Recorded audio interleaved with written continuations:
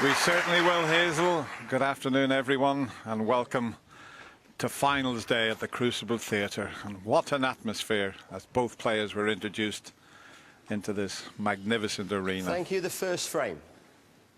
Junhui to break.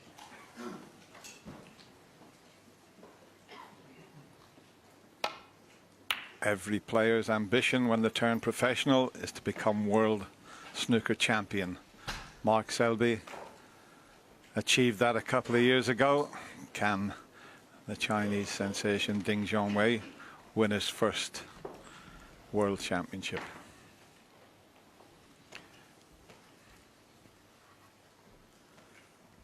Now, late last night, after his semi-final victory, Mark Selby had a new tip put on his cue, a brand new tip, it has to be said. Be interesting to see how he starts off this session. Not the best safety shot from Mark, but it does take a bit of getting used to the new tip, Steve. Well, I've got to say that must have been because he felt that he couldn't play at all with the tip he had on. It's a nightmare scenario to have to change a tip at such late notice in the tournament.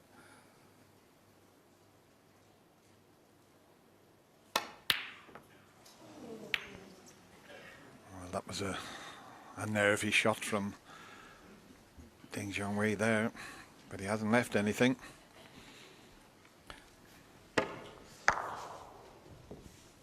Great air of anticipation in the crowd before the start of this match, and a fantastic reception for both players. Yes, it's England versus China, but I think the Crucible crowd have taken Junhui to their hearts over the last few years. Arguably as much support for him as for Mark Selby.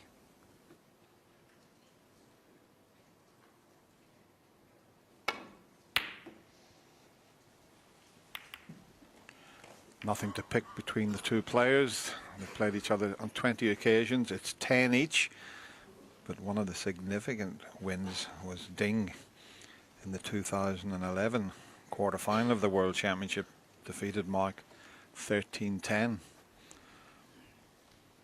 Now those four colours now are in perfect positions to try and get in behind.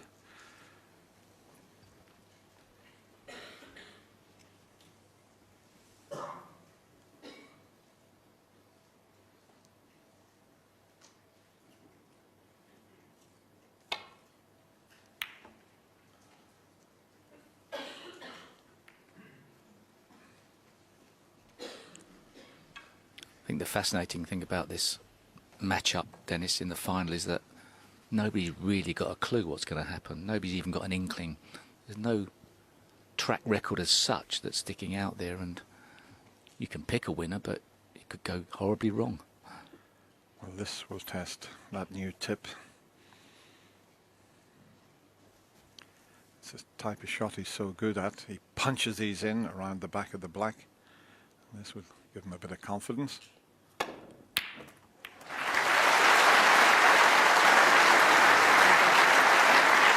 And he's flicked the other red over the pocket. It was a good pot, but as we show you it again,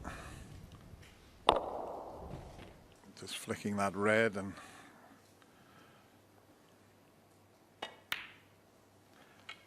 now an early chance for Mark Selby. Picking up where he left off last night, he was in absolutely superb form by the end of the match with Marco Fu. Tip looks to be played in. Put that camera away, please. Got a light on the front of it. She's knocked a few balls in last night, if he had the chance, but not ideal.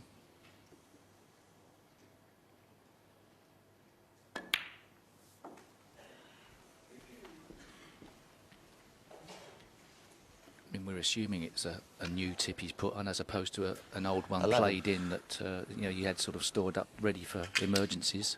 Didn't have one. Bobby, his good friend who's with him, said it was a brand new tip that was going on.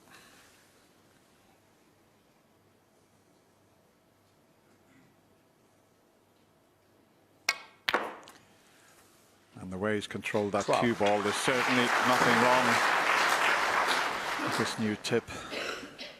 And of course, we've got a brand new cloth on the table as well. As play finished last evening, they were dismantling it to put a brand new cloth on.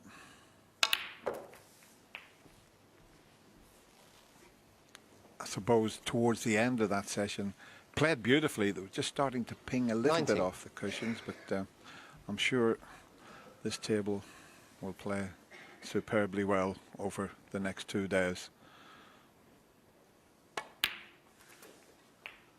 20. Impressive start. Bit closer to the cushion than he would have liked, though.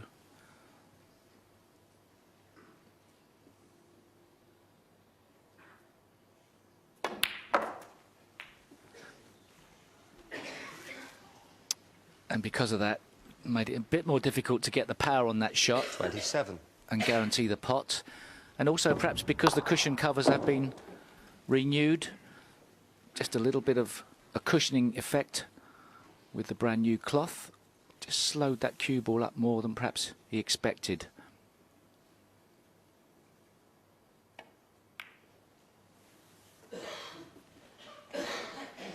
Mark Selby, 27.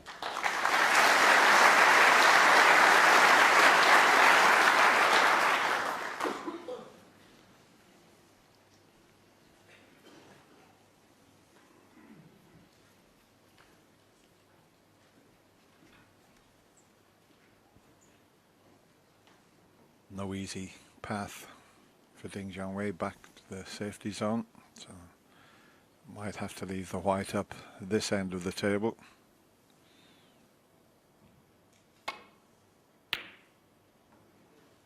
Which is what he's done. That's what we call the dump shot, introduced by Cliff Thorburn, where you leave the white at this end of the table and you just dump the red up the other end.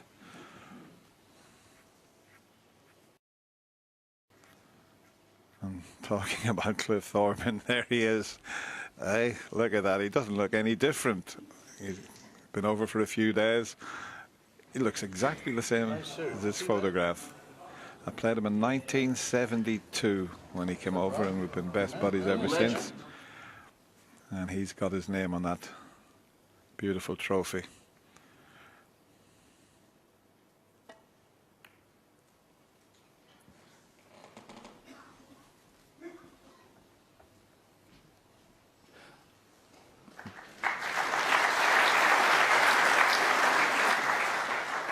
Dangerously close to that green pocket. That would have been a mistake.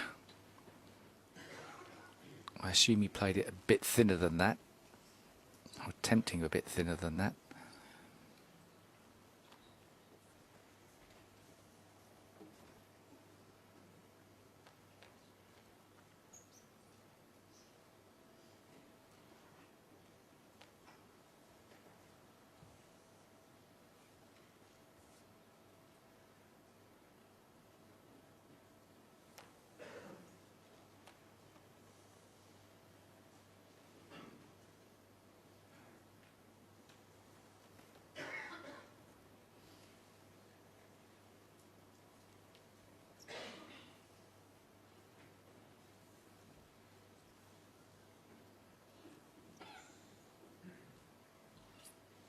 Problem for Junhui here is it's unavoidable in playing a safety shot to keep the pack tight. So you can see what he's looking at. It's a very aggressive opener, but he might think it's worth the risk. I think he's mentally turned it down. Well, that would be some shot to take on, wouldn't it? It would scatter the reds everywhere, and not guaranteed. I think the plant, you'd probably maybe get it twice out of 10. Well, is he having a go? Not sure. It's very aggressive, this, if he's going for this plant. No. Yes. Wow, well, that was... I don't know, surely you could have seen a containing safety. I mean, that is, you know, presenting your opponent with a chance to win the first frame, and whilst it's a best of 35, question marks about the choices there.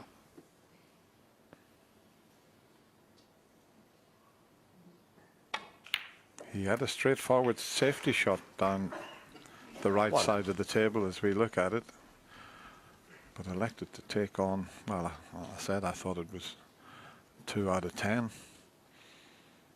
chance of getting it.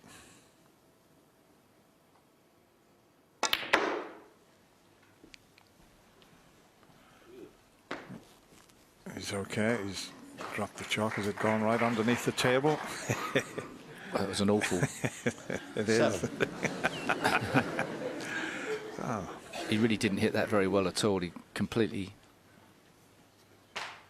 messed the shot up, and end of break. Could have got lucky possibly and held the pink spot, but it wasn't what he played. So Ding Junhui let off the hook.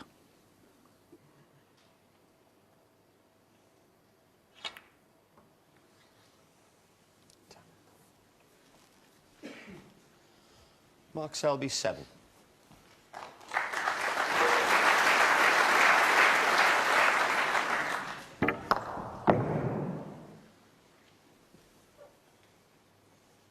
Tried to get that cue ball to go wider.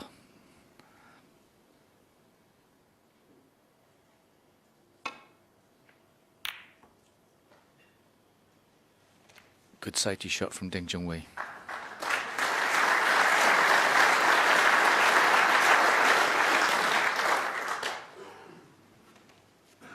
Strange position with that red by the yellow. Not sure if it goes into the green pocket.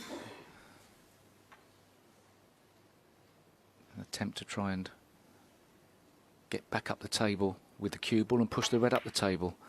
He's a bit wide on this. He's just got it past the pink, and he'll be very happy with that.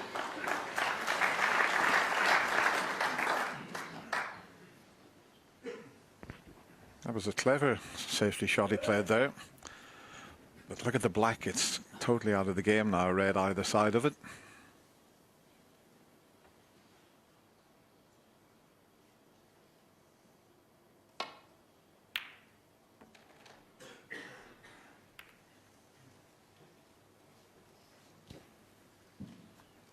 Might just take the chance to free the black here. Play the red next to it.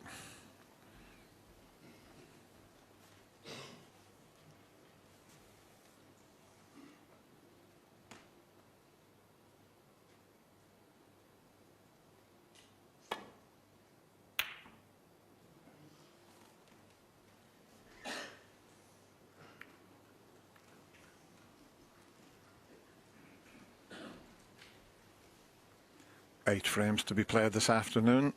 There will be 9 this evening. Playing the outside red at the bottom here. I don't think he's playing the one by the pink. Could knock the black into play, possibly. Tried that. That was quite an attacking safety shot, and he's got a good white ball. I'm right down the line of the shot, and I think he might just be able to get past the yellow and the pink to clip the red. He'd have been in all sorts of trouble. And he might be in all sorts of trouble if he can't. That's tight. There's a little bit of right hand spin. New tip, not easy to judge. Perhaps you can just get to the middle of the cue ball. Yeah.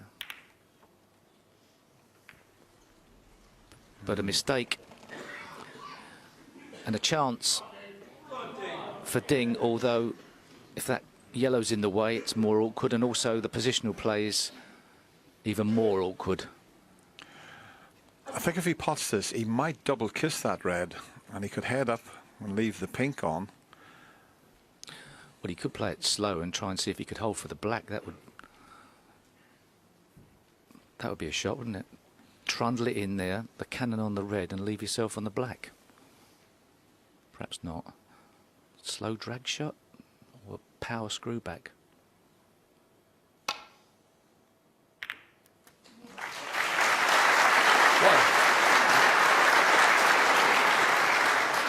has left himself a very tricky black. He didn't get the double kiss, but this is a key shot early in this final.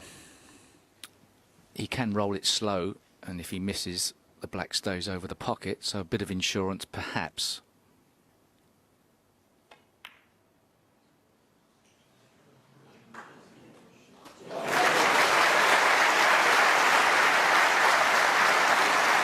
Did touch the cushion on the way across, as you see here, but the pace 8. let it drop into the pocket. Brand new cloth helps no end in the pocket swallowing the ball up, regardless of the size of the pocket. So first realistic chance now with the balls open for Ding Junhui.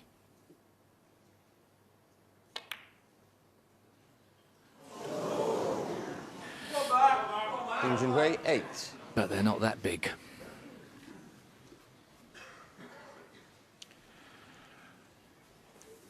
This is now a good chance for Mark Selby.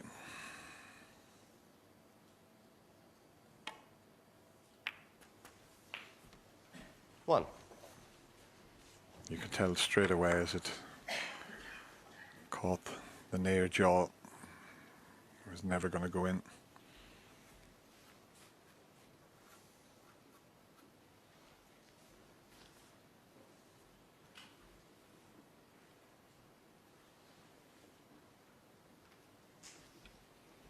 Pretty tense opening frame. Neither player really settled down. And of course, the first frame of every one of these 4 sessions important. It can dictate the pattern of that particular session.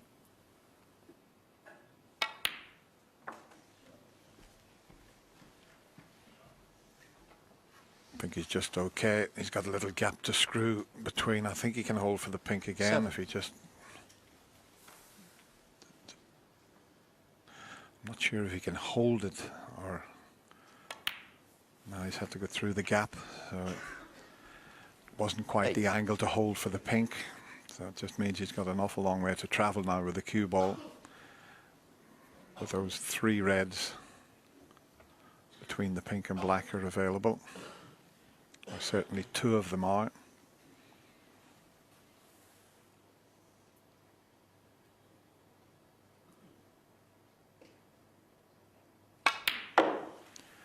Bit straight on the green, so he's had to come down the left side of the table. 11. He's looking for 68 points, as you can see there, to leave Ding Junhui needing a snooker.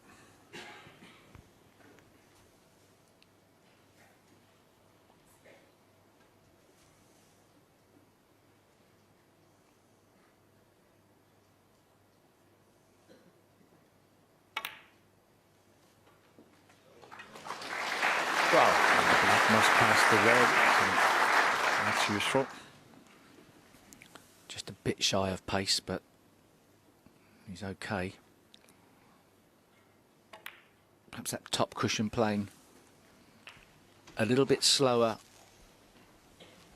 than it has done. 19.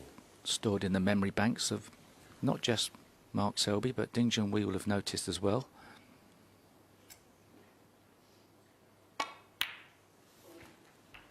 Yeah, even with 20. a new cloth on, the tables play slightly different, but within a frame you know exactly what's happening. You get used to the pace of the cloth and the cushions within one frame.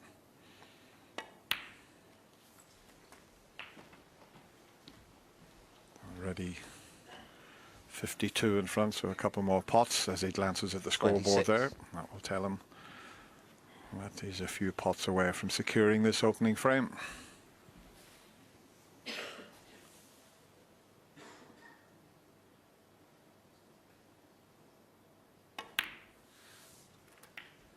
$27.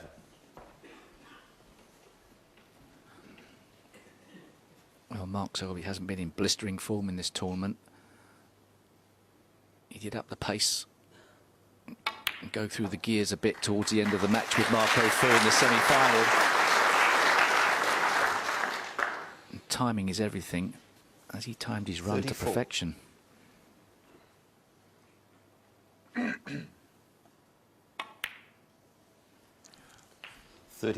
Well, he missed a few tournaments, so he's certainly fresh coming into this year's World Championship. See him moving around just a little bit, not as much as he used to do. It's just a mannerism that Mark's had for quite a number of years.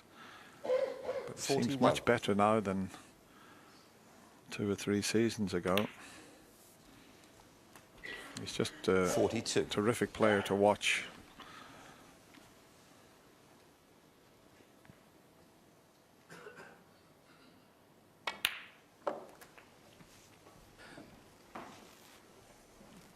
Yes, he can 49. become very machine-like, as can Junhui. Bit concerned about 50. the aggressive plant that Ding played. I hope that he hasn't got a game plan to try and attack too much, to try not to get stuck in a tactical game. The trouble with that type of mindset is the balls 56. dictate a lot of the shots. You can't just make things happen. 57. Well, that kicked, and the red still flew in the pocket there, even though it hit the cushion. Let's have a look at this. There's it bouncing, but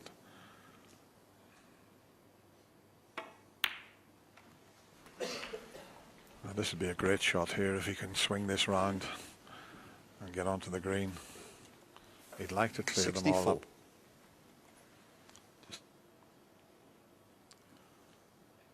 That's what he's attempting. Superbly played.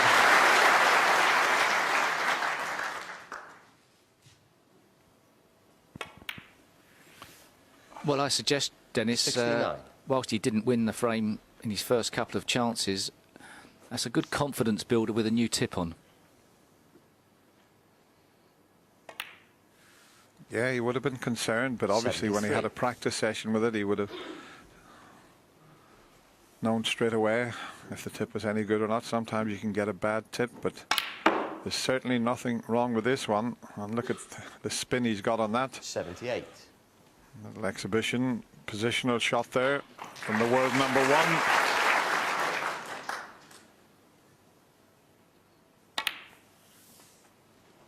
1. $84.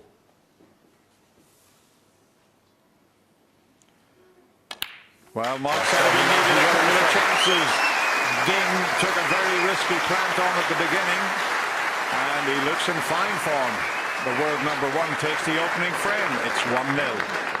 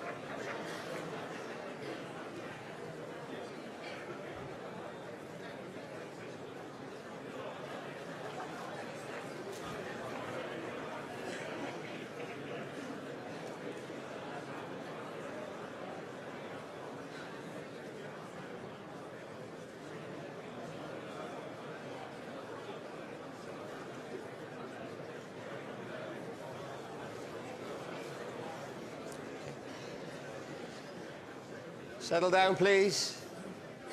The second frame, Mark Selby to break.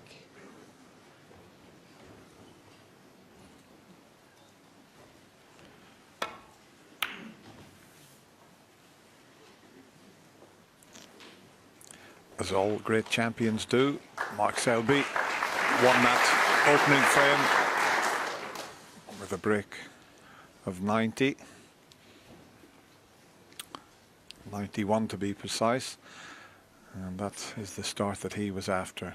It's all about whether Ding can settle in sooner rather than later. Nice break off from Mark Selby. Don't know exactly if he played to get that red back into the pack or whether it just happened, but if you can guarantee that you don't leave your opponent that long red sticking out, that's a massive advantage long term. Of course, every time you set the balls up, doesn't matter how accurately you try, they're always fractionally different.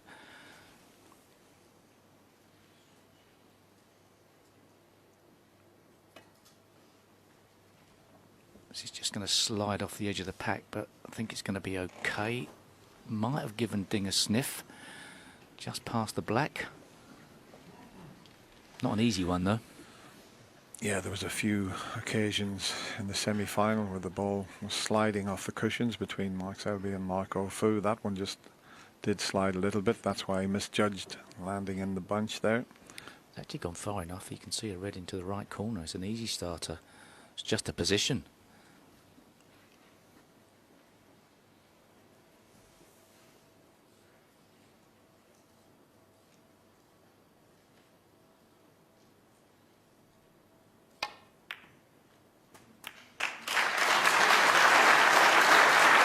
Certainly for that, he played to come across the face of the black and leave it for the other corner, but that'll do nicely.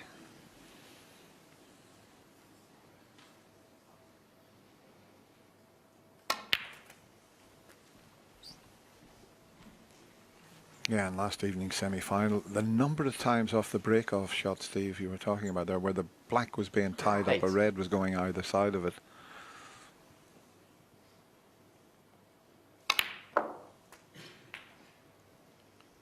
Nine.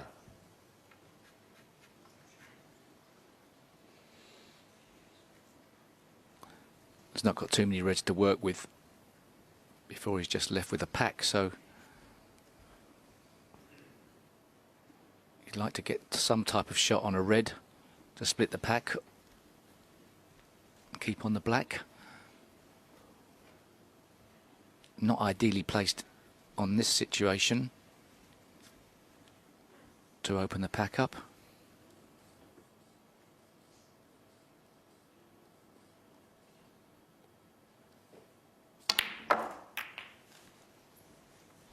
But he decided to play it. He didn't catch the right part of the pack. He was hoping to play, as we look on our screen, to the right through that gap. 16. And that would have sent the cue ball out to the right of the table. He caught the other side of the red and then had to trust to luck. And he got none.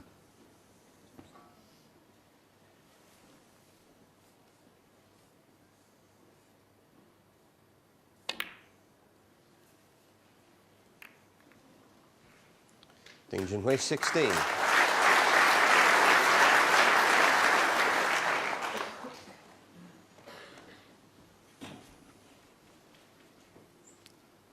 Not nice to come to the table presented with an ideal opening and only score 16.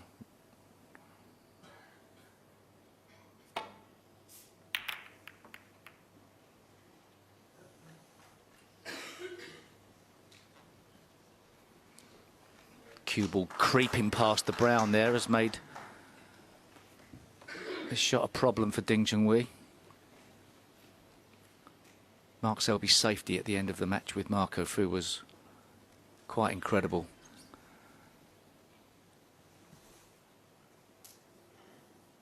Ding forced to play to the black cushion.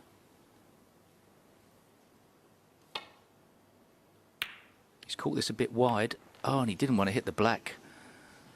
So far, he hasn't settled down at all here. Wasn't a wrong shot, he just missed-hit it, so one questionable decision in the first frame, and he's on the back foot already. Mark Selby would love to capitalise.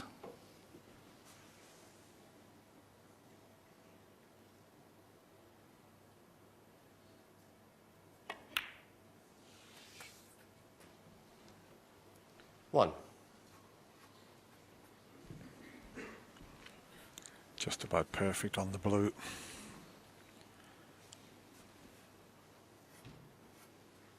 Just looking at the reds, they're all covering each other somewhat. There's a few of them that are potable.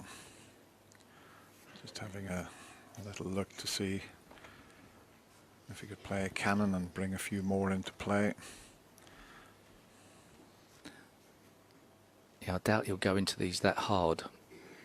He'll try and play a controlled split, if at all. He might even try and steer clear of this pack and not trust to luck. And I think that's a very good choice if that cue ball comes round the table far enough to be past the pink. 6. Bit shy of pace, perhaps that top rail just playing a bit slower.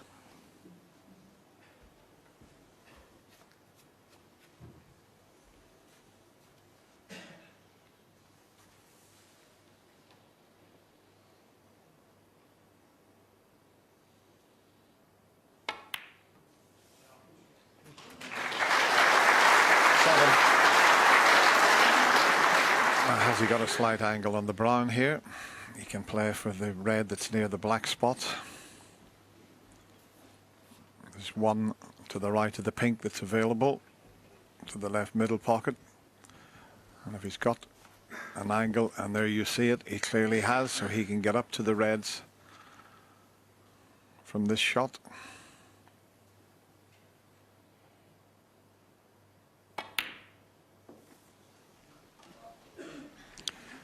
Now, if he's played that in such a way, he had a choice of the reds I mentioned, one to the left middle, one to the left 11. corner. He'd love to get on the black, get it back on the spot, but not until this red's removed that's to the right of the black.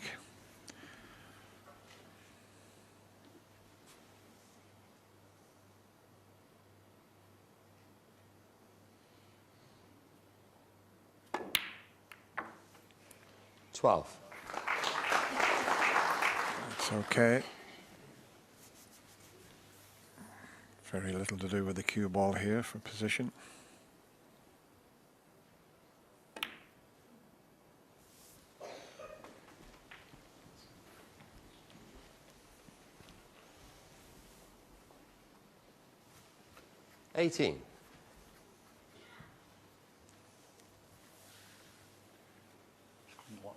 Yeah, sure. Just spotted something on the cue ball there. It's not great. He'll have to play up for the blue here and then possibly down for that red that's near the black spot. He's already thinking about it, Mark Selby. Sometimes, you know, people say, how many shots ahead are you thinking? Very rarely are you more than 2 or 3 shots ahead.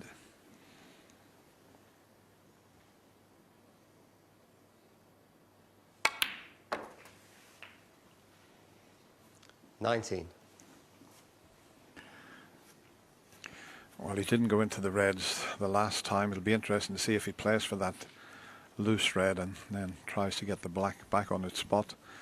He's got a choice. He can play the cannon this time. He refused it previously, but it just depends how he feels here. Yeah, the red to the right of the pink, he hopes will open things up nicely here. Flick the pink, didn't want that, a misjudgment. And for all of the good hits he's put on the cue ball, that would have been the one he would have liked to have gone right. So now it's going to take a good shot to keep this break going.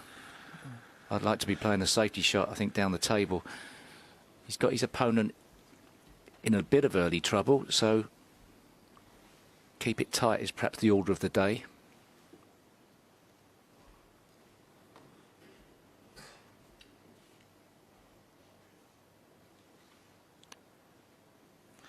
I think he can play a thin one off that red and get the white somewhere near the cushion. You want to try and make it as difficult as possible. So he's thinking about even leaving it in the jaws of the pocket. You don't always have to get the snooker. And obviously so early in this match, you know, Mark Selby 1-0 in front and only a few points in front. It wouldn't appear like he's got Ding Junhui in trouble, but Ding hasn't settled down Mark Selby will know that, so therefore he's hoping that things go worse for Ding, so keep the pressure on him.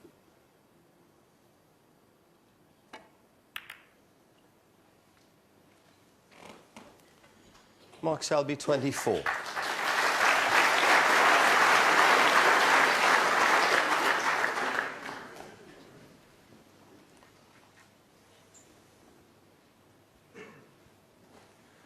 That's just pure experience from Mark Selby. He did look at another shot, a difficult putt, and he could have got on the black, but he quickly decided on keeping things tight.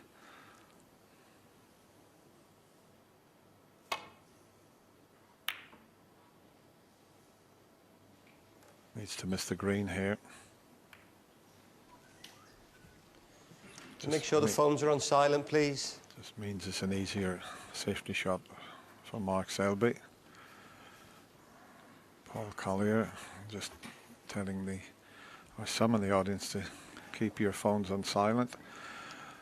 I think one of these days we should ban the phones from coming into the Crucible.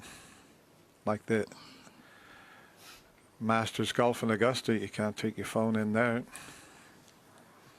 Well, Mark Selby revving up for the big long red with screw back for the blue. He thinks the only ball he can leave on is this red if he misses it.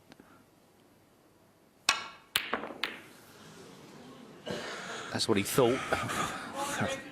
He had an easy safety shot there, and this time Mark decided to... Getting away with it. He's got away with it. Well...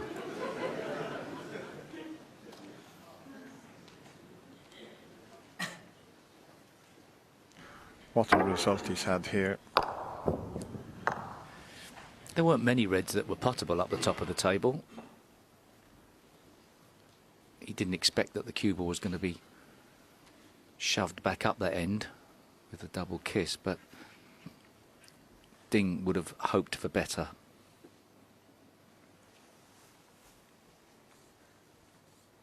Was he playing the cut? Can he cut this back into the right corner? Oh, wow. Well, I think that's one each in the luck department. I think Ding Junhui was... He was a long way out with a cut, though. Yeah, but I think it was a bit of frustration, the fact that Mark got away with it, that forced him to take that on, but he's had a slice of good fortune. Misjudgment. I think this is very much at the moment advantage Mark Selby, even though it's very early in this opening session.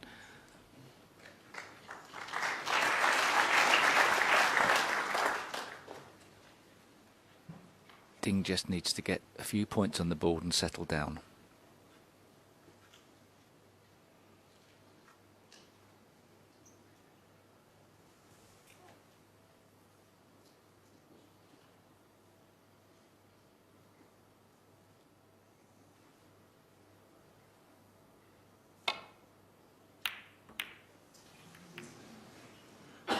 And he may have got away with this again. And I think at first glance he has. Once he missed the pot and cannoned into the reds, he could quite easily have left quite a few on, but he's probably just getting a little anxious. I know it's only the second frame, but he wants to get in, he wants to get settled. But, you know, sometimes you're better off waiting, play a few good safety shots and wait for that chance.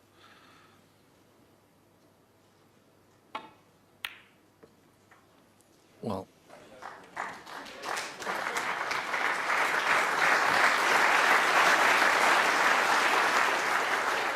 without doubt, this is the biggest match of Ding Junhui's life, and he just needs a clear head.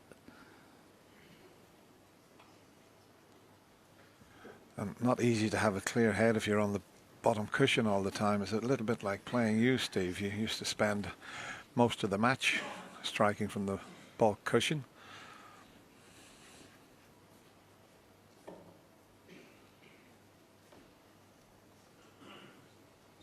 This doesn't look easy. Okay, he's got reds. It's just getting back down the table. It's pretty crowded. Red, green, blue as goalkeepers. Can he just get past that black for the cut? He'll settle for that. Great shot.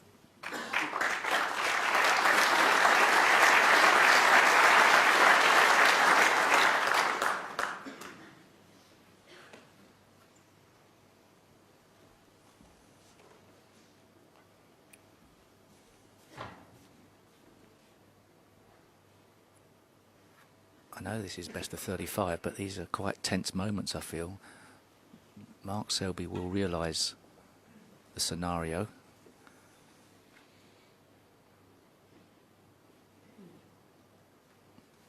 But he's got to keep Ding under pressure, and he's got a difficult safety shot here.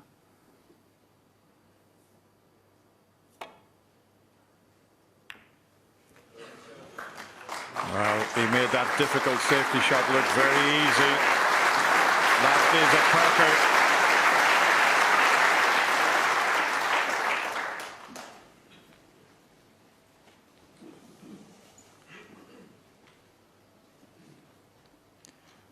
And Ding just, well, you could say maybe just psyching himself up a little bit there. He's in for a tough final. He knows that.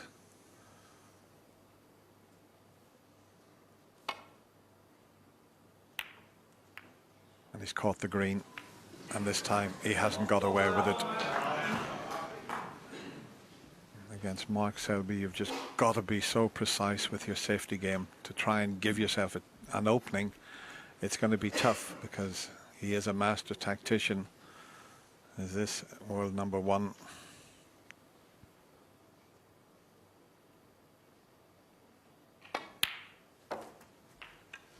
One. And he's got them sitting pretty now.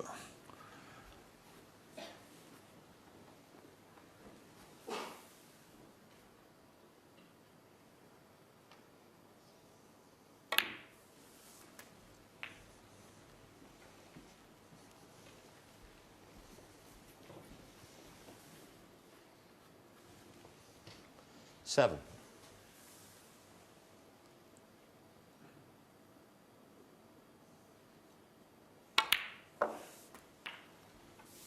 Eight.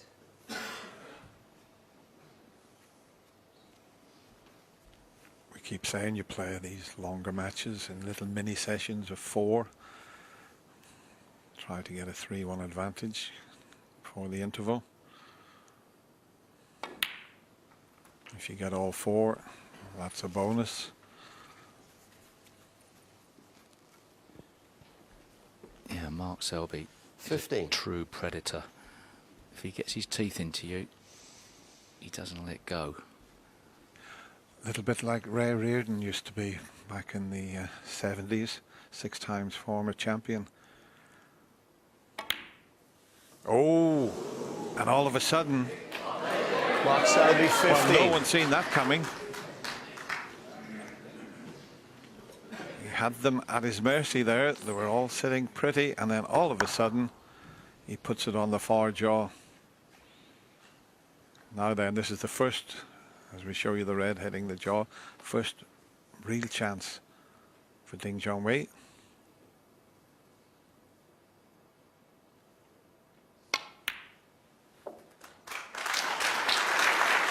One.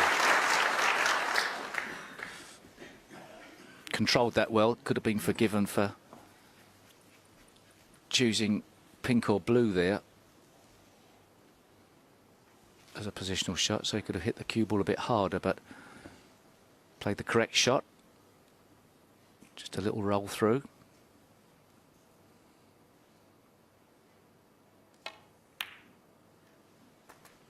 Be pleased to see that go in. It's obviously looked like an unmissable shot, but as yet not settled down. So a couple more reds, couple more colours just before he gets his cue arm going.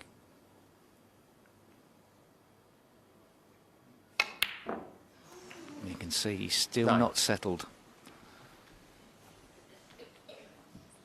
Badly placed now on the pink. Did well to go in.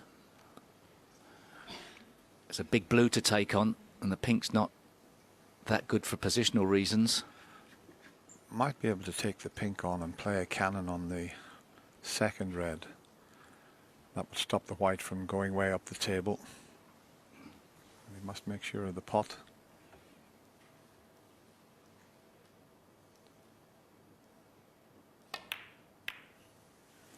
And that's exactly what he done.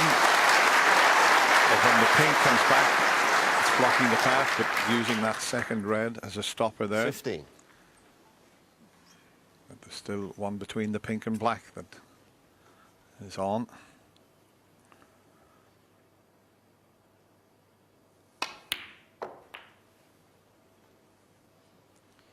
$16.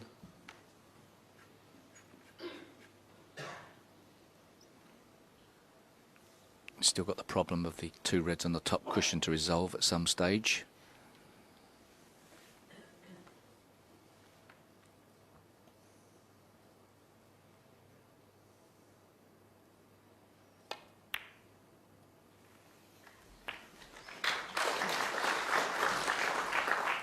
And if Ding Junhui can make Mark Selby pay for that sitter of a red he missed in 23. the middle, it will give him a big confidence boost.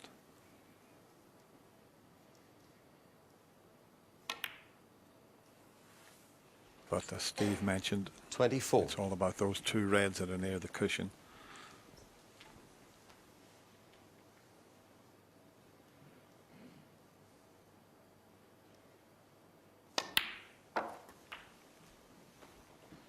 If he gets nicely on the blue, he can leave an angle to come up. And Cannon, probably the left of the two reds would be the one 30. that would open things up. Pink slightly in the way though, that's the only problem. So he 31. might have to come off the side cushion and try to cannon the left of the two reds. Let's have a look at the angle, yeah? Can play this with top spin. There's a bit of a chance, this. Yeah, you'd love this to go right. Can't afford to hit it too hard. Has he cannoned that red out? Oh, he's unlucky, you know. A little bit less pace. 36. Just a little bit less pace to guarantee being at the top of the table should he get an unfavourable flick, which he did get. Oh, if he had hit the cushion first, Either way. it was perfect. He was trying to shift that red into play and guarantee being on the red, so another tricky one along the top cushion. Very missable. Superb. 47. Well, it looked a simple shot, but that was the best shot of the match so far. That was a little beauty he's played there.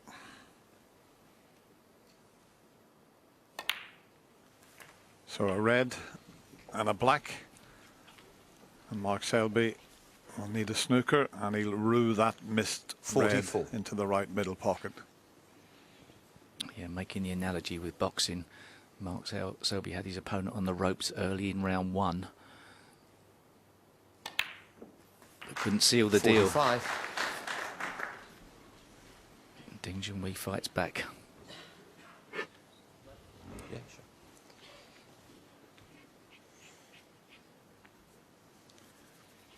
He'd love to get on the yellow, but it's all about making sure the black goes in to leave Mark needing that snooker.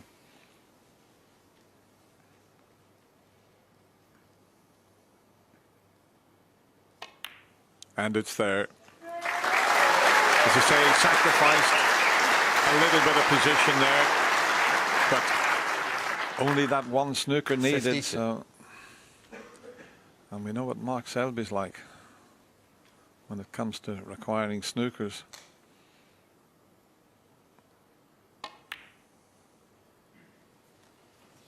And this looks good. Junhui 52.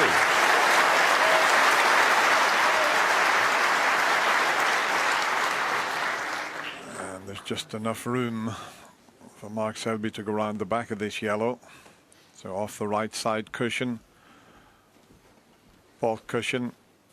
He'll be hoping to send the yellow back up the table with a possibility of getting a snooker back, but he could slip around the back of the yellow.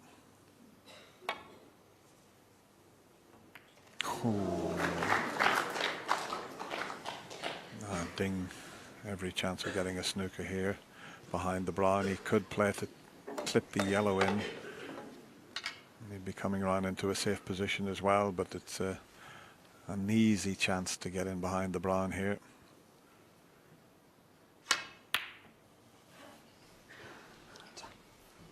That'll do nicely.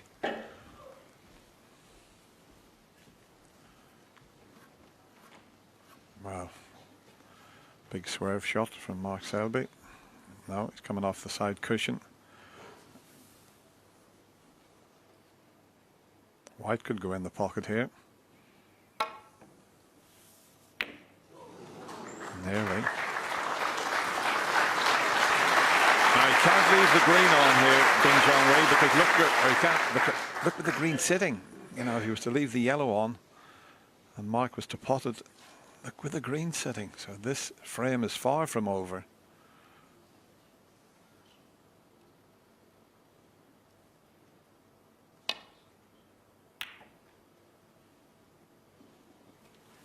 He's got him snookered again.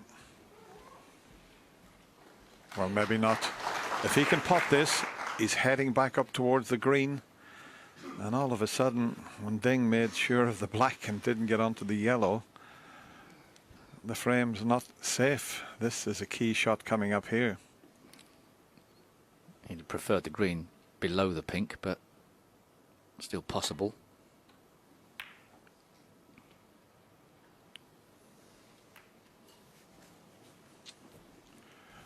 I thought he could see enough of the yellow to take the pot on, because if he pots the yellow with the green placed as it was easy to get a snooker in behind the pink. But they're still well placed for snookers.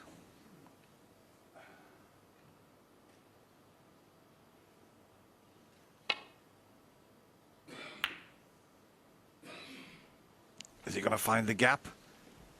He has. How did he find that gap between the green and the pink?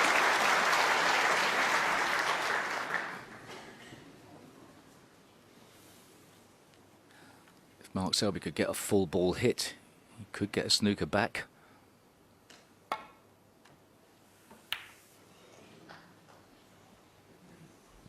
Shows you what I know.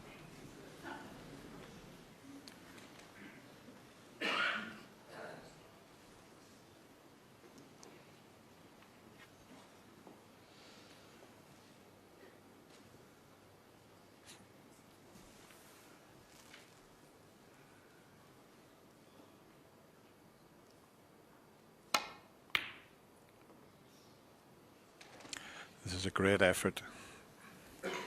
A terrific effort from Ding Junhui. What a shot that is.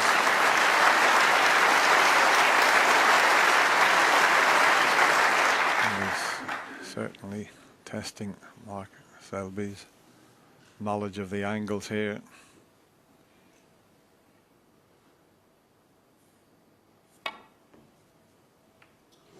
Another thin snick.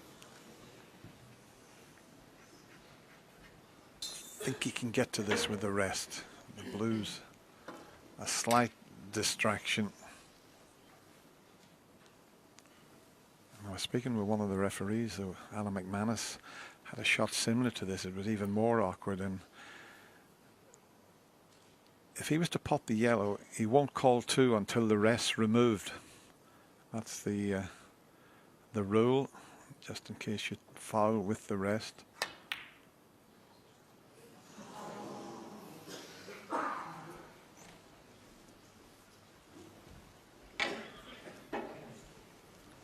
It's the player's responsibility to get the rest out of the way in an awkward situation like that.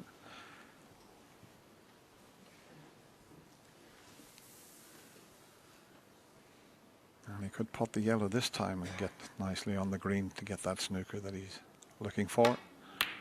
But he's still playing it on the yellow, and this time it's a snooker. He may be able to swerve this.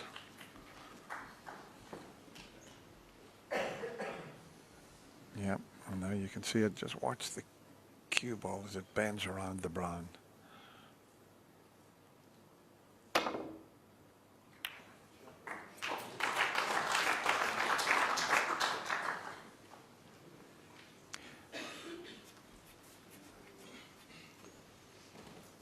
probably forced to pot the yellow now.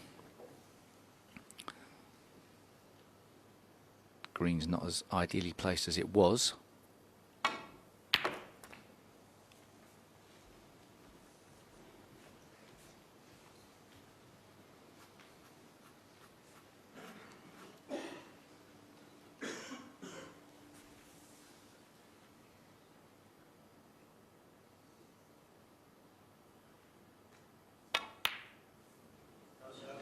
Mark Selby 2. Yeah, very well judged.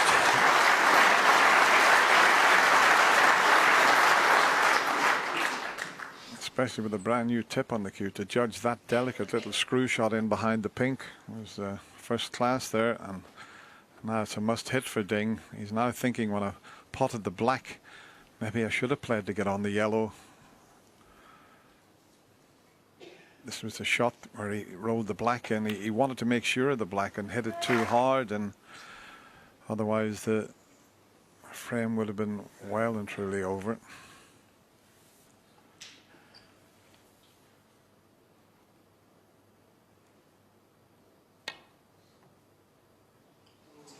Foul. Mark Selby 4. He might have wanted to hit that a bit harder to try and guarantee the angle, but he had to also play with an element of insurance that if he did miss the green, he wasn't leaving Mark an easy pot at the green. So sometimes when you play slow onto a cushion trying to escape, it sometimes seems to be harder to judge. He's back in it. Well, really, it's what we call now a green ball fight. You'd think whoever gets the first chance to pot the green would win the frame.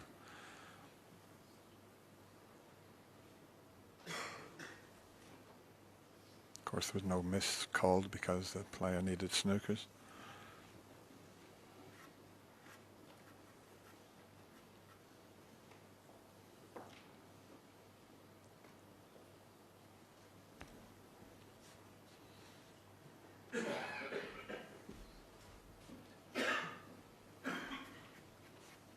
Well, he seems to be looking at the potting angle of the green into the right middle pocket and to take the white all the way around the table to get on the brown.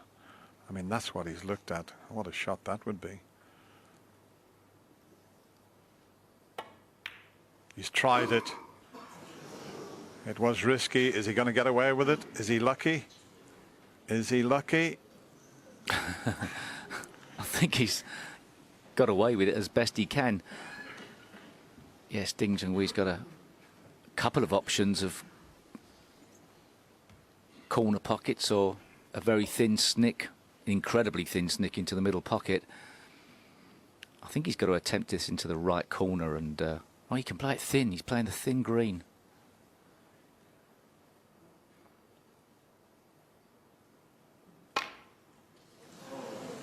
Oh, where's that cue ball going?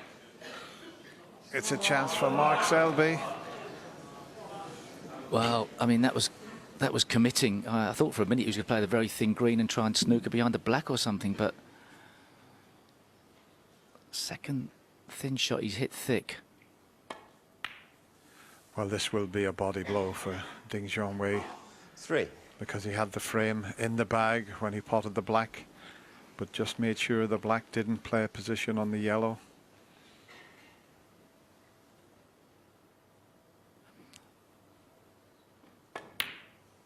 He must have felt the green was 7. more or less a certainty. Otherwise, if it was risky, then he should have played the green into the corner, screw back for safety. He played it with running side. He's got to play it with the other side. He didn't have to get on the brown. He just needed the green. Strange choice that was. Well, you'd expect Mark Selby to clear up, but it's still not certain.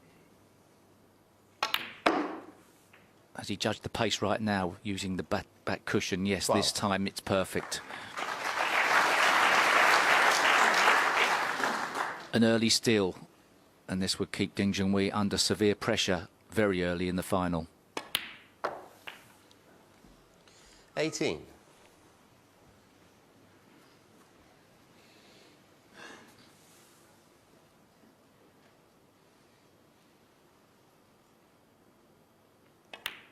It looked for all the world it was going to be one frame each. Mark Selby needed a snooker. He got it, and he's pinched the frame. And the world number one now leads 2 frames to 0.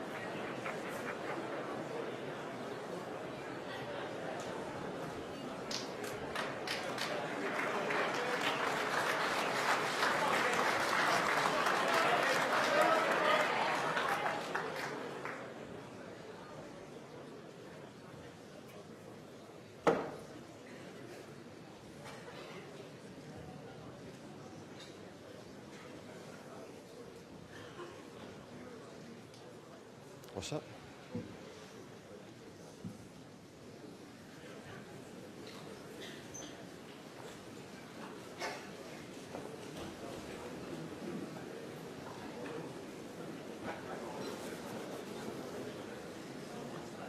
No, it's fine. Thanks.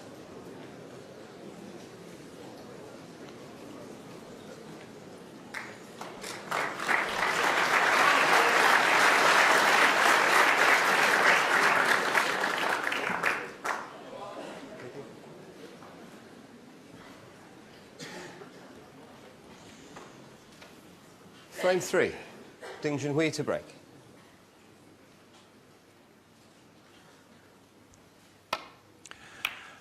Yes, he certainly is, Hazel, and you don't usually get much expression from Ding, but as he walked out of the arena there, he gives the table a little knock there, so he knew he threw that frame away.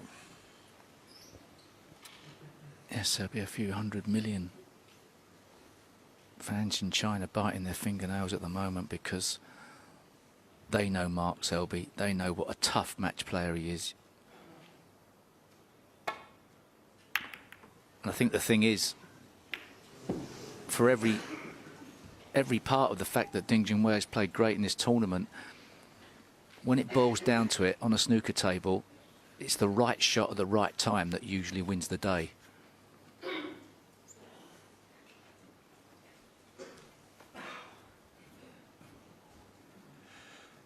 Right, he's got a couple of reds now that he can take on here. He looks to be marching around the table, so he's certainly trying to get himself thinking positively. This is not straightforward with regards to position. And didn't even get the red in the jaws of the pocket, but I don't think he's left anything easy. He mustn't start panicking so early on, but he wants to get in. As Hazel said, he made that record number of century breaks.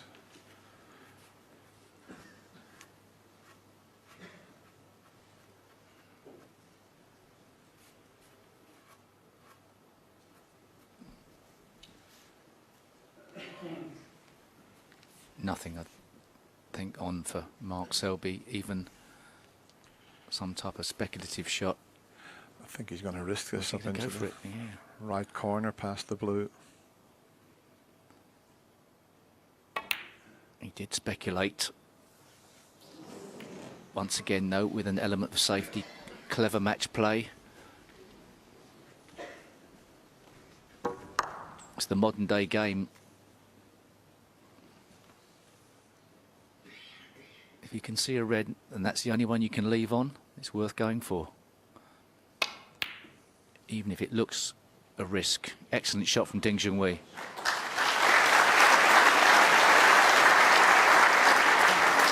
And whilst Mark Selby didn't sacrifice a pot there, he sacrificed the tactical exchange. At first glance, Dennis, it's going to be tough to guarantee this one's safe. Yeah, with the reds open, nothing easy to land on. 2 cushions and flick the red, try and get back down the table. Not easy. You don't mind missing it. Foul. And a miss. The first Junhui 4. time, you'd rather miss it than hit it too thick. That was like his feeler shot, wasn't it? Get the feel for that shot, and if he's put back in, perhaps you can just eke a bit closer. Oh, don't know exactly what Ding's looking at here. Why doesn't he put him back in again? Not too sure. Well, surely he's got to put him back in.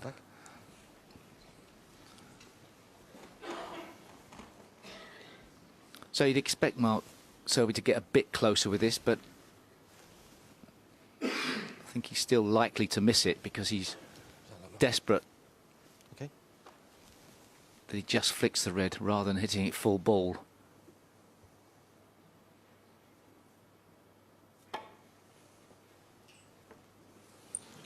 Nowhere near at Foul. the moment. And a miss. Of course, he can have as many goes as he wants Junhui because 4. there's no red on that he can see.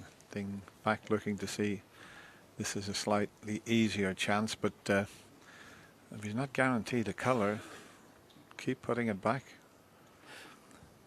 And it's the type of situation for Mark Selby that he's happy sacrificing loads of points to get that shot right, because he knows if he does leave Ding Junhui at the top of the table,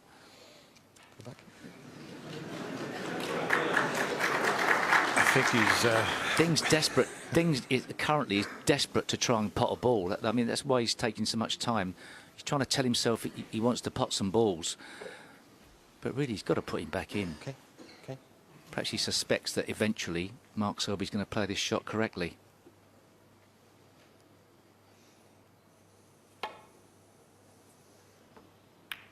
a little bit like that. So he sacrificed 8 points, but old Satnav Selby got it right that time. He certainly knows his way around the snooker table.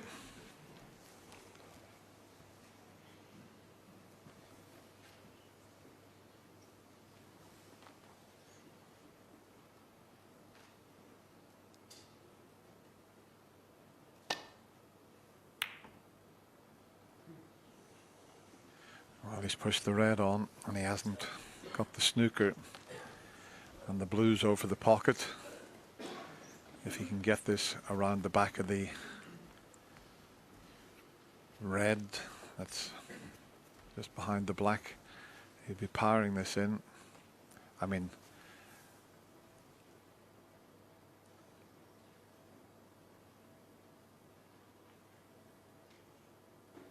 now he's played it gently, he's played the cannon, and it's all gone wrong. He tried a delicate pot there to cannon the red to leave himself on the black. I thought he was going to punch it in because the blue was over the corner pocket. Now what a chance this is for Ding Junhui. Best chance by far. One. How many can he make? That's the question.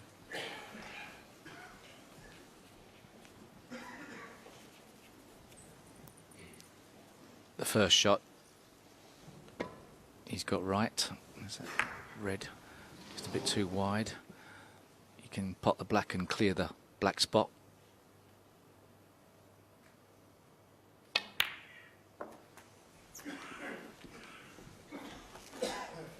Could have come out better.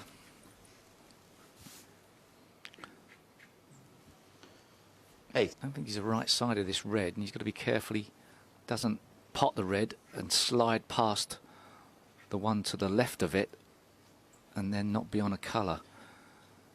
So the position he finds himself in, whilst it looks ideal, needs a bit of resolving. It's a horrible angle.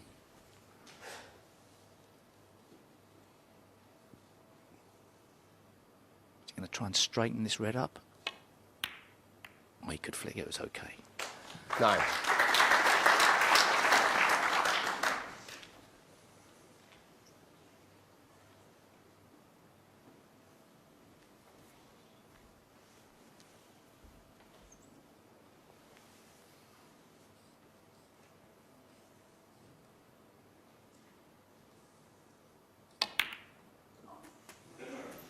That's a terrible shot. He thought he was going to miss that red.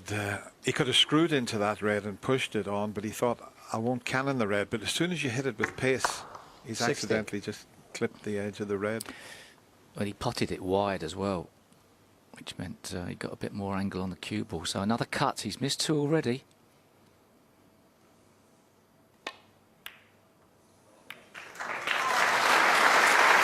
And he's lost position. 17. And once again, from an ideal position, unless he's going to really go for it, it's end of break. To play this yellow, big shot. I think it goes past the blue.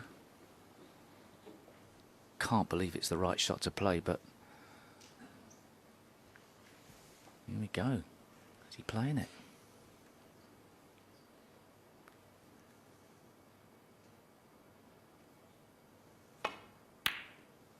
Oh, great shot.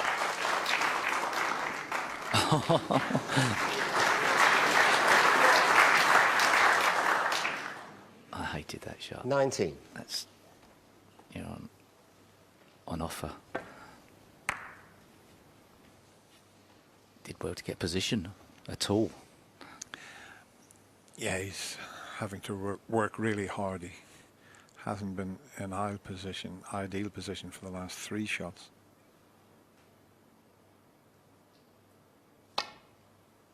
That's better. Fraser's got them back where he wants them.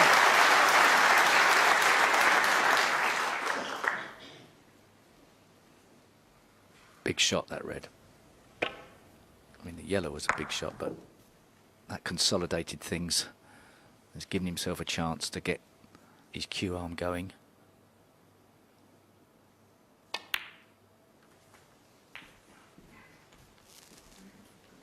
No. Oh, does that red go through the gap? Yes. 27. His body language looked like it was okay, but...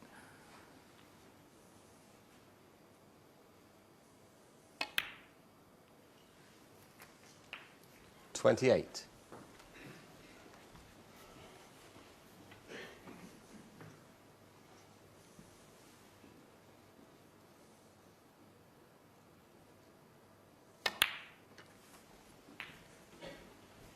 Well, if he can get himself out of this mini rut early on, 35. Reasonable scoreline at the end of the session, that yellow could be a big turning point for him.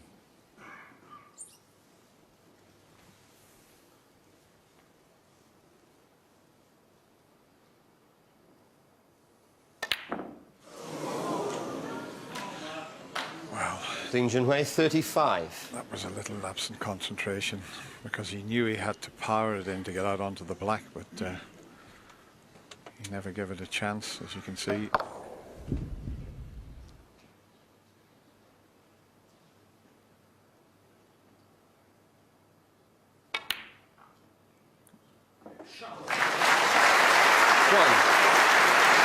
all of a sudden, a chance for Mark Selby to get right back into this 3rd frame.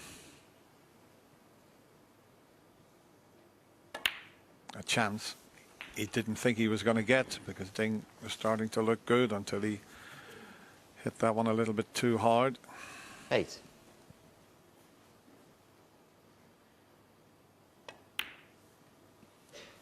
No, and No. it has to be said, Dennis, that the way Ding Junhui started off this match isn't anything directly to do with the way Mark Selby's playing. Mark Selby's just done his job. What a great shot that was to open the pack up. Cue ball went into the balls and then backspin again on it. 16. Mark Selby's just doing his job. But he's not ideal here by any means. The way he opened the reds, he could have finished absolutely perfect. This is a long one up into the corner past the blue. It's there. 17.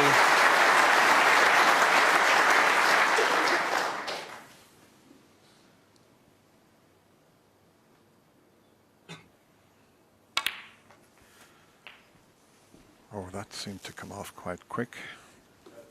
Yeah, but luckily this is not the red he played for, but they're so 24. nicely placed when he opened them. He had options there. Well, the cloth is very responsive, but perhaps Mark Selby's tip is 25. also very responsive as well. There's a lot more meat on it than perhaps you would have wanted. Sometimes you can get a lot more screw back on.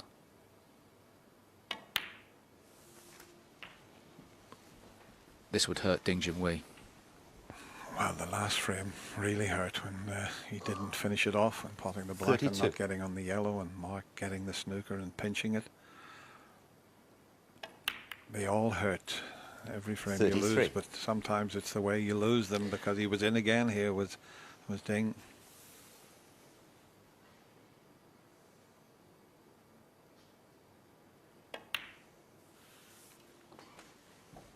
Mark Selby looks in good shape. He's had the most 39. table time. You'd expect him to clear these. It's 40. like a practice lineup, that is, across the table. That's what the T lineup we do quite often. 5 reds between pink and black, 5 either side of the pink. He's so used to this position. But of course, when you're out there in the final of the World Championship, it's a little bit different to a practice session, that's for sure. 46.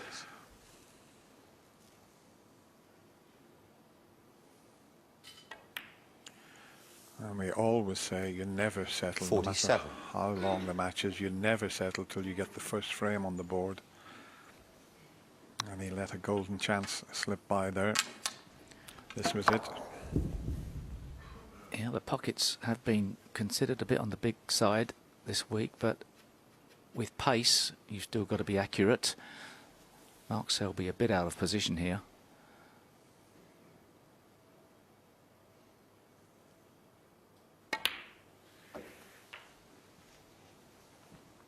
But back.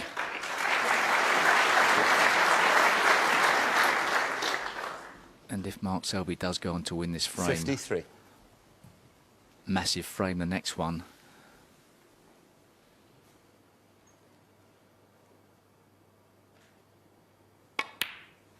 And as was mentioned in the 54. studio, some work for Terry Griffiths. Coach the Ding Junhui.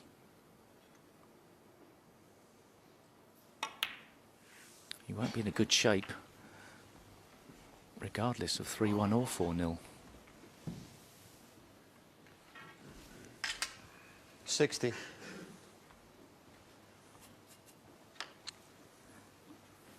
Opened with a break of 91, Mark Selby.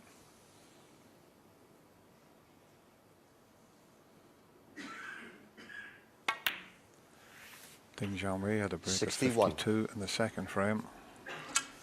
And Ding knows that this frame is slipping away by the shot.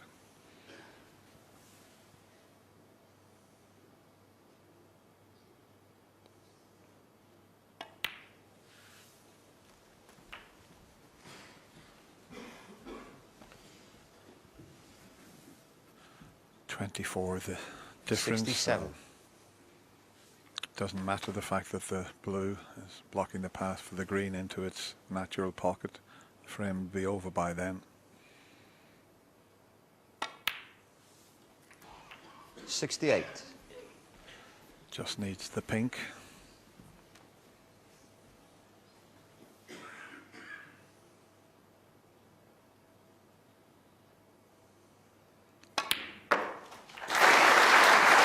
Just cannot afford to miss 74. when you get a chance against Mark Selby, because this is what he'll do to you. Yeah, and the way he closed out that match in the semi-final, it looked like he'd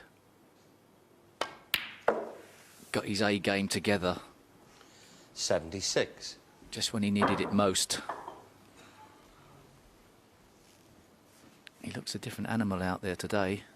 Okay, he's not potted every ball,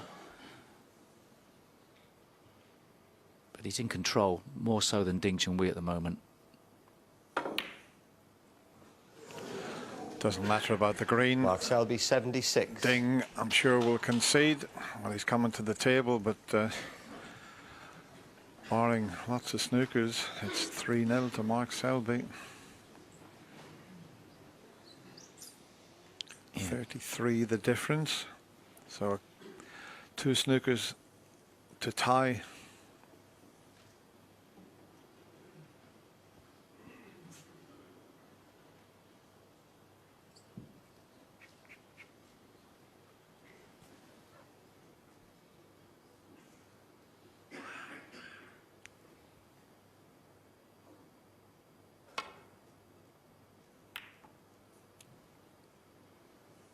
Great try.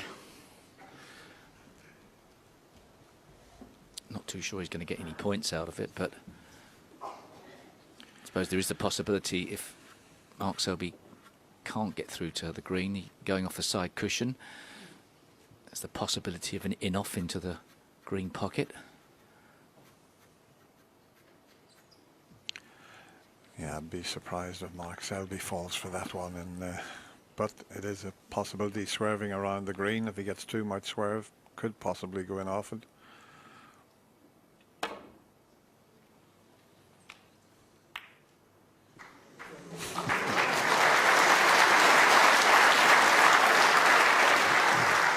Wasn't far off the in off that Steve predicted.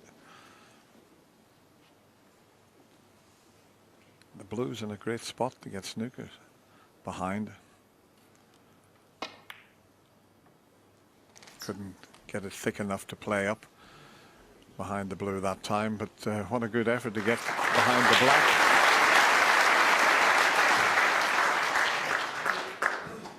Brilliant effort.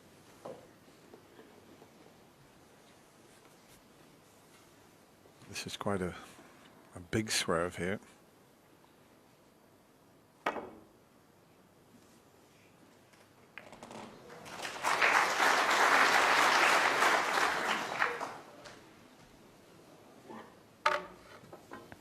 Now can he get in behind that blue? Unlikely that he's going to get these foul points. Can get in behind the blue quite nicely, but just needs to get the topspin on right.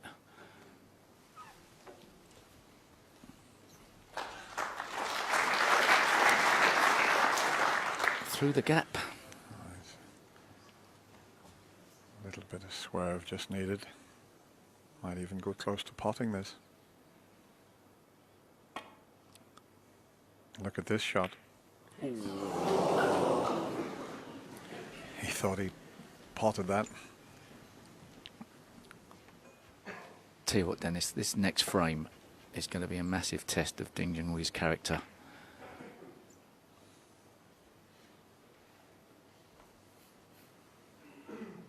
Don't really want to go on about it, but the worst we've ever seen Ding was when he was playing Ronnie and got outplayed and it all unravelled. And whilst, as we always say, you can't win the World Championship final in the first session, you can go a long way to losing it. He's got to dig in here.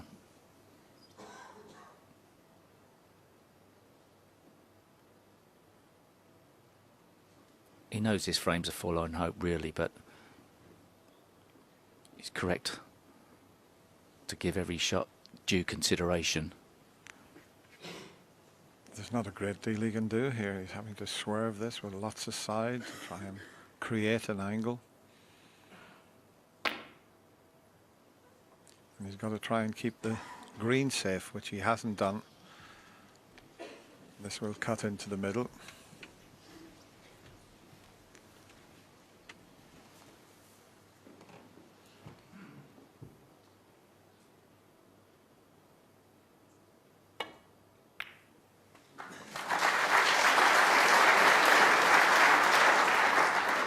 Three.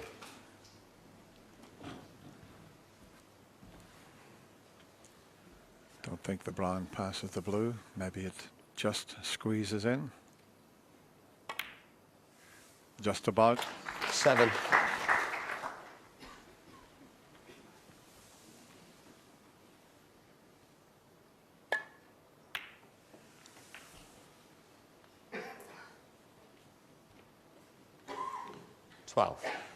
Not making many mistakes, is he? The world #1, that's for sure.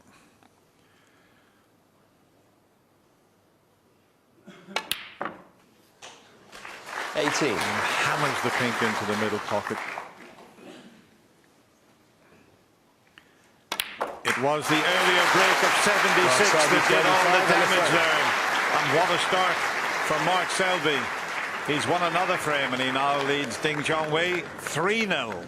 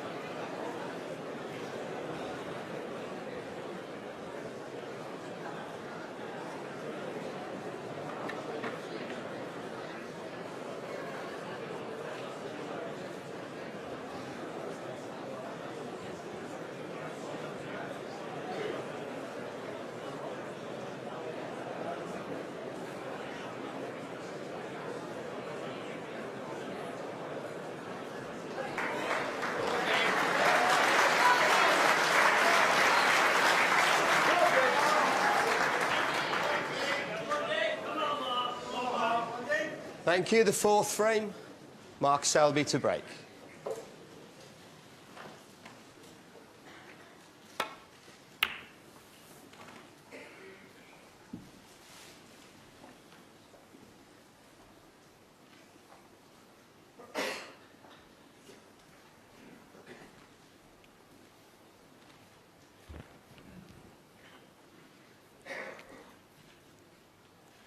It certainly is, Hazel. Worrying times for Ding Junhui and his army of fans around the world.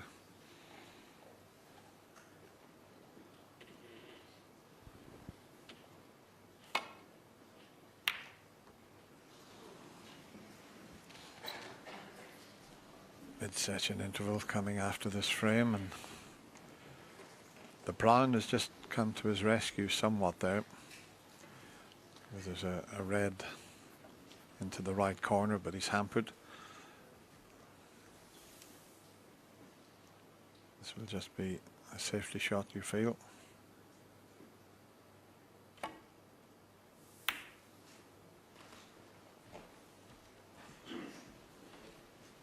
See, playing someone like Mark Selby, your safety's got to be so good to try and force him into making a mistake.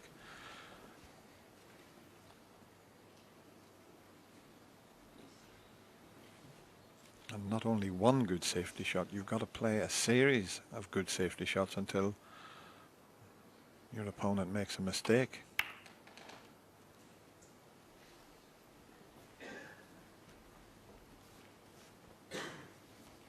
I think that's one of the the tough things about playing a player like Mark Selby or a John Higgins.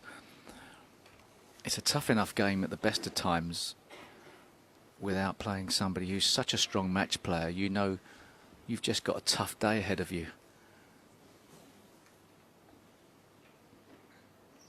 Can make the job seem even harder. And if Ding Junhui is in that frame of mind that he thinks it's a more difficult job than it was previously in rounds before, then you put yourself under that little bit more pressure.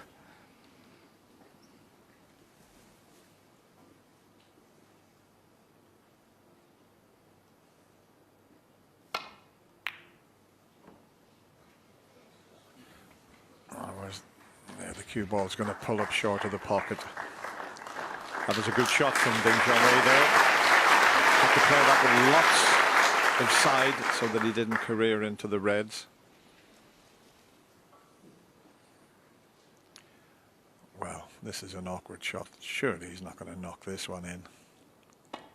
No, I didn't think so. But what a good shot he's played.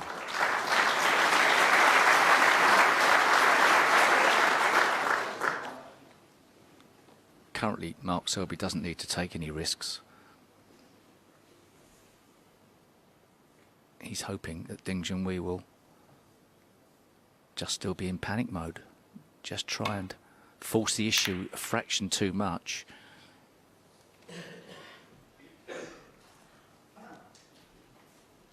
Ding Junhui needs lots of patience for the rest of this session.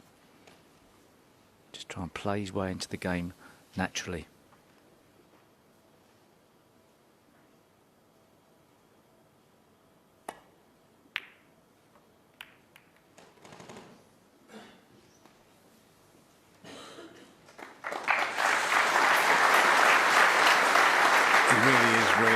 With his tactical play, Mark Selby. That's another perfectly played safety shot, but Mark ahead in the safety success department, as you can see there, and as you would expect.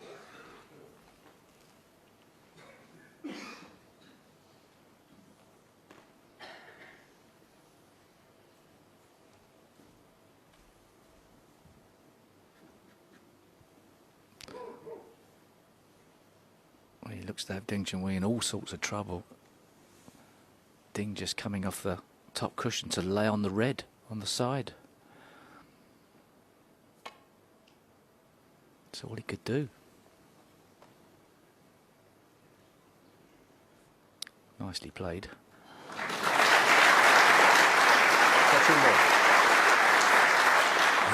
That's typical. It's a touching ball, which makes it so much easier for Mark Selby.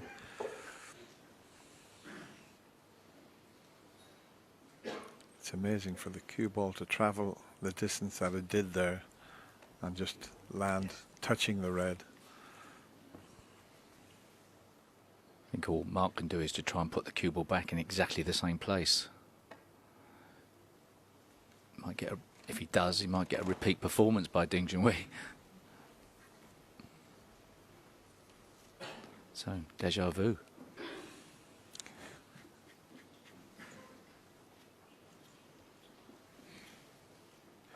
Yeah, you're absolutely right, Steve. That's all he's got available to him.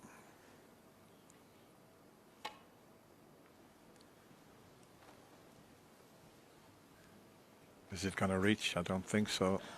And there's a red. Is there a red at the back? Is it going to reach? I don't think so. And there's a red. Is there a red at the back of the bunch that will go? Selby 4. And is the black available? Maybe not. No, the red won't go because Mark had a look at it. So now, you see, he can hit other reds. So it'll be interesting to see if he plays the same shot again. If he comes up short this time, he'll be warned because 3 misses from this situation and you lose the frame. Can't afford to hit this shot too hard because any separation between white and red, and it does leave Mark Selby a sniff into the green corner pocket. This is harder.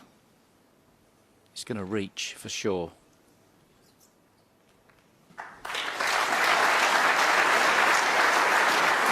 But once again, he's going to be back in the same position, thin off the red, off the side cushion, over onto the ball cushion, somewhere behind the yellow. Tight to the cushion is what he's after.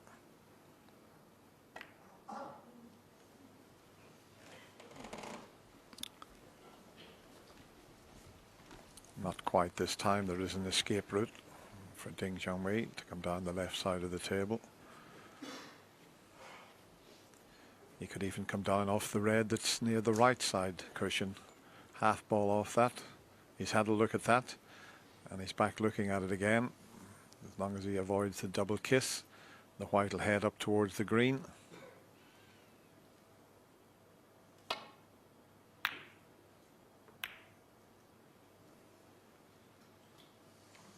It's a little bit short of pace though. He may have left one on here. Or maybe not. Certainly a long-range tempter for Mark Selby on the left of the table. Screw back into the bottom half of the table.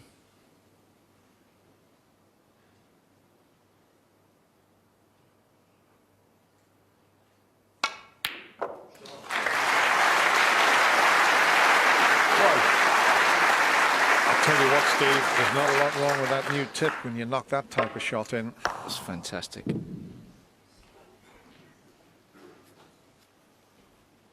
How to keep the heat on your opponent in one easy lesson.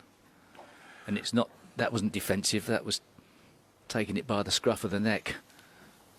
So whilst there's plenty of people at home think that Mark Selby's a defensive, destructive player on the table by dragging his opponent into drawn out tactical play, in essence is the ultimate match player. 4.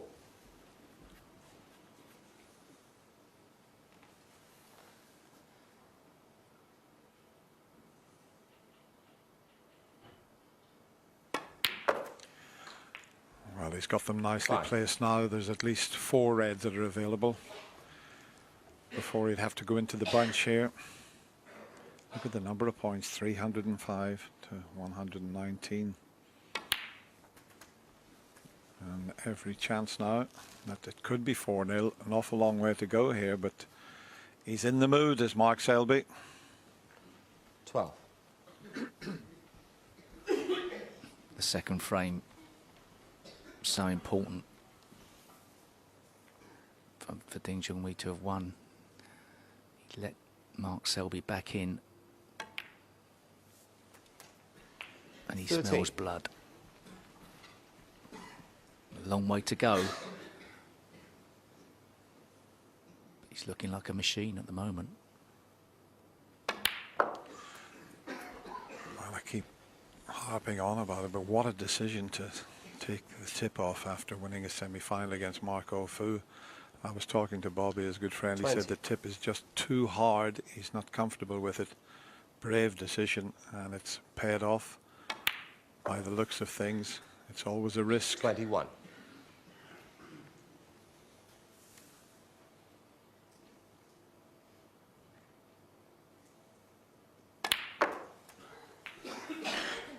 The pack looks relatively tight, but there's a couple of reds at the top as we look on our screen that go. 28.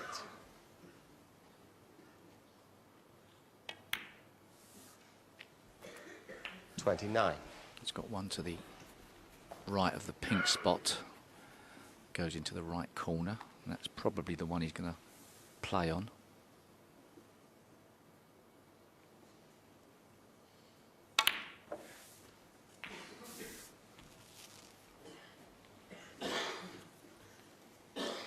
It looked as if they're all covering each other, but there is 36. one available. The one closest to the pink goes.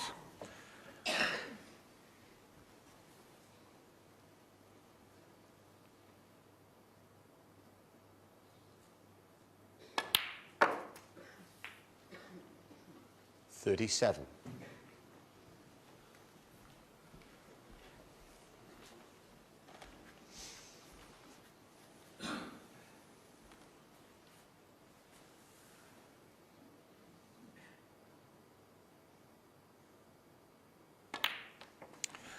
just played for that loose red.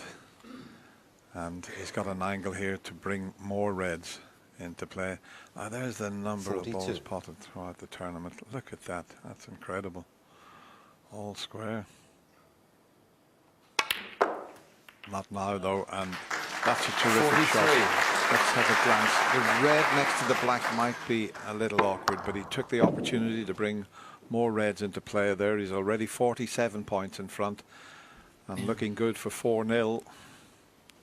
I'm not exactly sure if he knew that was going to be the outcome, but he decided to play it as a screw back rather than running through for the black. And if he did read that screw back exactly as he played it, that's fantastic. 49.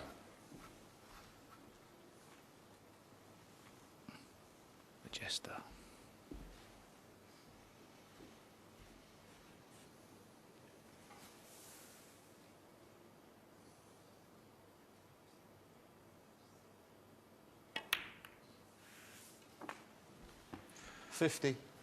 Well, the cannon didn't work out. He was hoping to push the pink on there.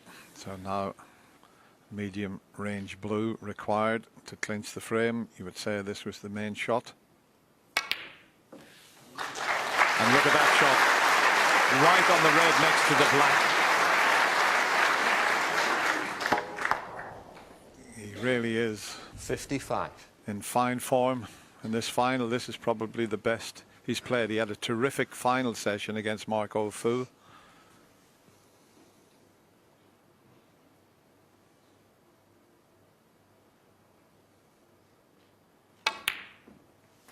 And well, he didn't quite 56. get the side on that, so he needs one more good shot. Just a delicate little cannon could clinch this frame.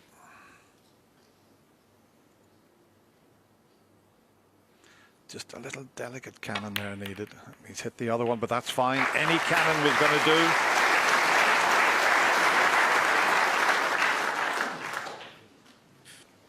$63. Ding Junhui has shown weakness here in this opening session. Mark Selby has done his job and has shown great strength. And I don't think anybody thought that there'd be a 4-0 scoreline. We thought that Ding Junhui was likely to continue in the same vein. He's looked very comfortable in this tournament so far. You just never know what's going to happen, especially at the start of a match. Oh, it's drifted, just got it. 64. Thought that was drifting to the near jaw. Damage limitation for Ding Junhui for the rest of this session.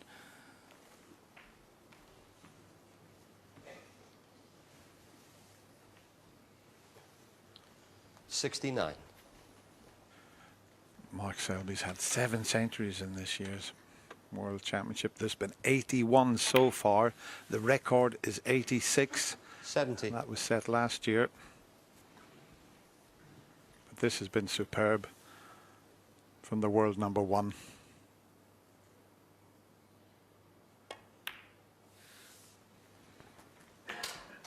He has made 45 century breaks this season. 77. 416 in his 78. career.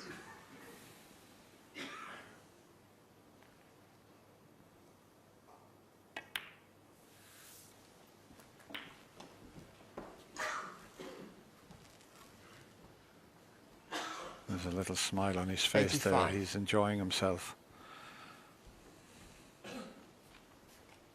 He's totally at ease with his game. What a start.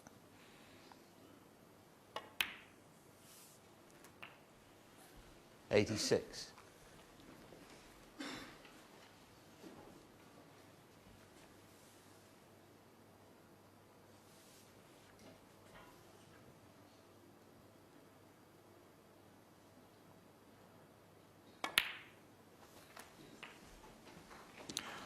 Beautifully played, the way he nudged that red past the pink spot. 92.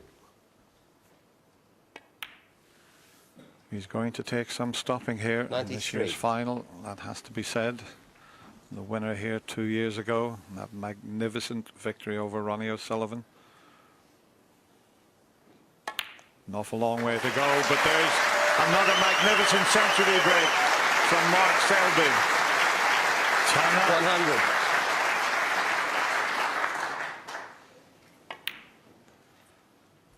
Well, I think 101. Junhui is going to have to head to the practice table and have a chat with his mentor Terry Griffiths.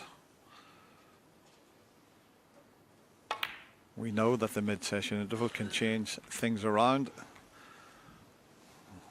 Will it? That's the question. 106. Kyron Wilson still holds the high break, a break of 143, £10,000 for the high break. And Kyron's getting married in 6 weeks' time, and he's hoping to use that £10,000 towards his wedding, but it could go here in this final. 115. It's a lot of marzipan, isn't it?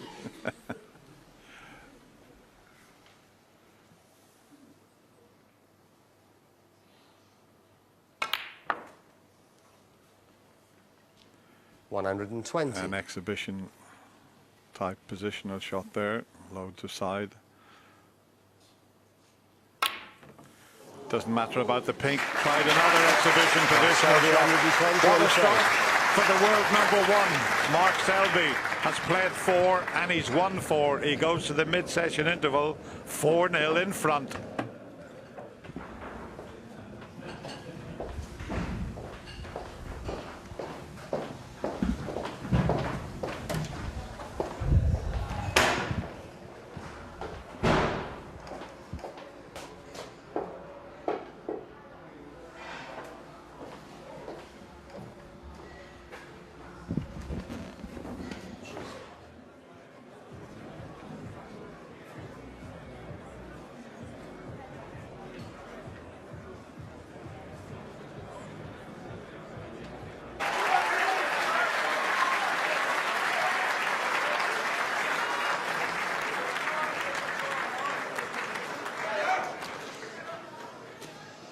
Okay, settle down now, please. Frame 5, Junhui to break.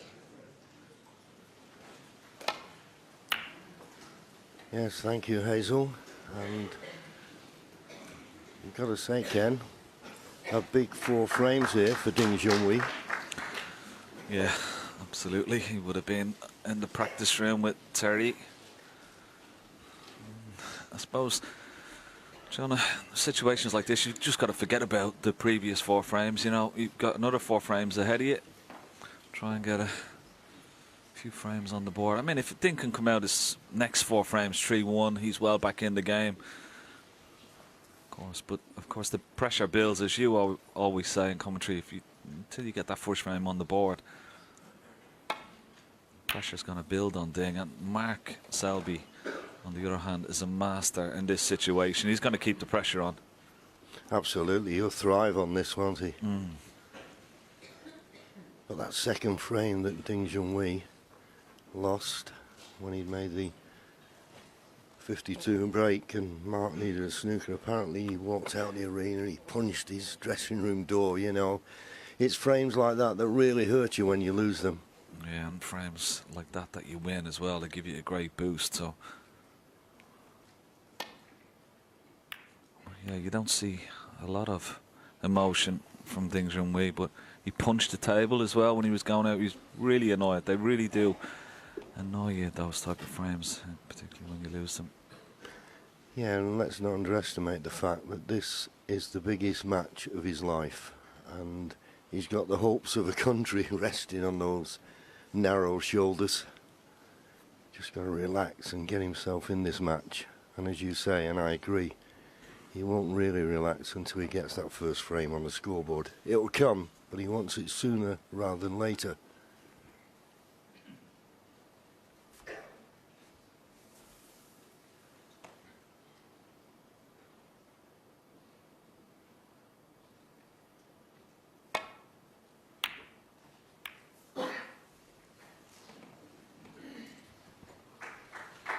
Yeah, excellent safety there from Mark Selby.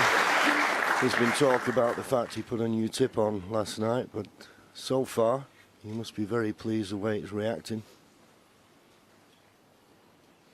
Yeah, saw him in the practice room before the match started, and he said he had a half an hour of it last night, even after his match, when he probably would have been very, very tired because the match went on so long. But he seemed pretty happy with it, practicing, and particularly not just playing the pots, John, but it's sometimes playing the safety where that particular shot where you're trying to swing it around 4 cushions, and unless particularly with a new tip, if it's not gripping, you know, those shots can go very wrong. But he seems to be okay. Well, Junhui now has got a problem here. I can't see him playing this pot, but if he tries to just rest the cue ball in the top cushion, he could get the double kiss here. In the end, he went for the pot, thinking if it rattled the jaws, he wouldn't be leaving much, or nothing that easy. He's left something,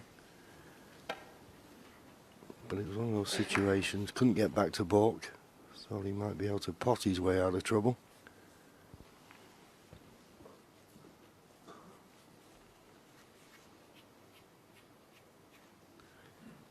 This red that Mark's going to take on, if it was a natural, it'd be fine. He's digging in, he's going to try and pot it and just can the red above it to stay on the black. Digging in makes the pot harder, but it's right in the heart of the pocket. Couldn't have played it better. Beautiful shot.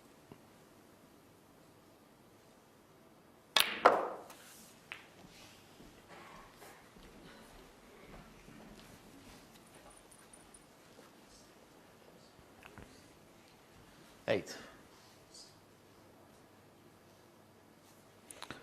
He has a slight angle, but may not attempt to go into the pack of reds. Potting this red may just... Well, he decided to, and he's played it very well.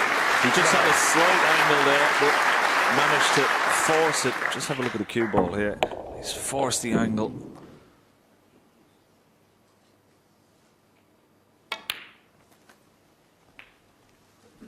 Yeah, that was a terrific shot from Mark, because as you well know, when you're trying to force an angle, you take a lot of pace out of the cue ball. 16. Have to go up for the black now. I'm sorry, up for the blue. He can't retain position on the black. 17.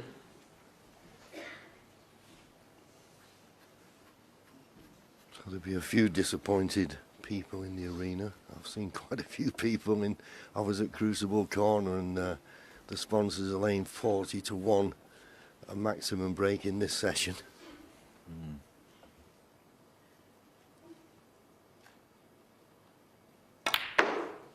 They get excited, don't they, when a few reds and blacks are gone in.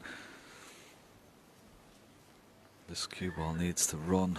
Now, is he on this red? He's not. 22.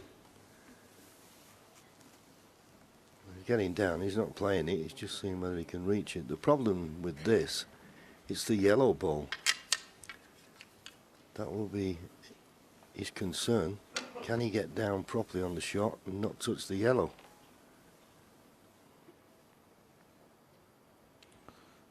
Referee Paul Collier having a keen eye on Max Selby's waistcoat there. Oh, that's a good pot. 23. Very nicely played. And nicely on the black as well. Judged it perfectly. A little bit of right hand side. Just checking the cue ball up off the side cushion.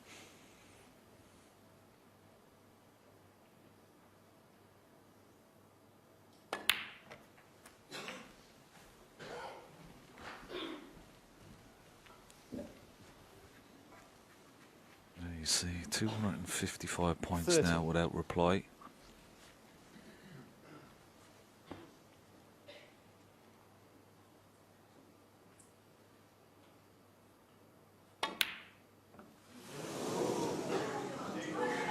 And there's a surprise.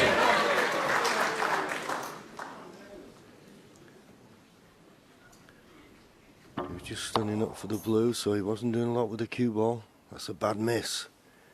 Now Junhui needs to take advantage of these opportunities. wide.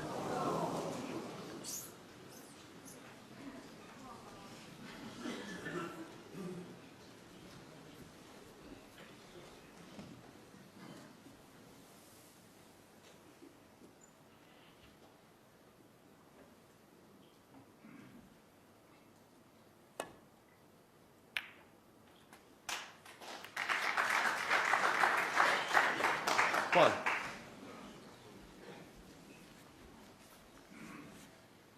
Well, not a bad little kiss there. He's got a nice straight blue into the yellow pocket. Just screw back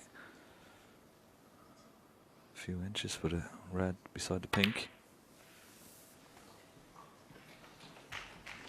You can see the red that's just on the pink spot will 6. stop the pink being respotted. So that's what he's just having a look at. If he pots this red, leaves the cue ball where the red is, and we can just drop the pink into the left centre. Pink will 7. go up onto the yellow spot, and the red that's on the pink spot clearly pots into this bottom right hand corner pocket.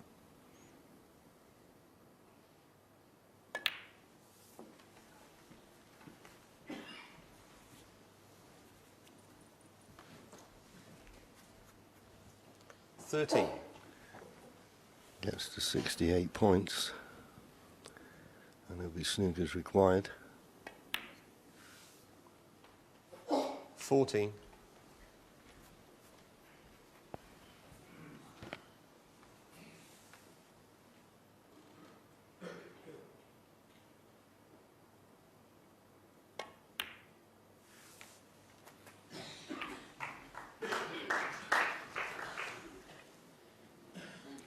Nicely on this red. 21.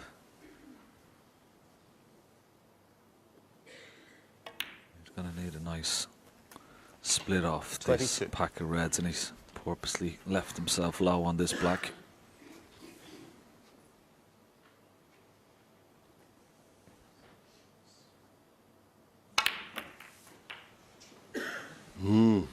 He's stuck to the red.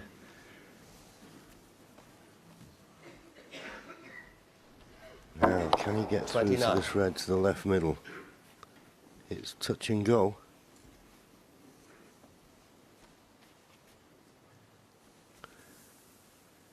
He's just on it.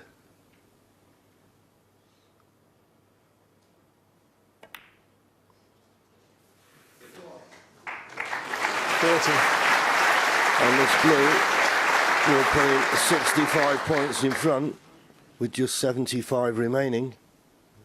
So just another red and a colour, and it'll be another frame on the scoreboard.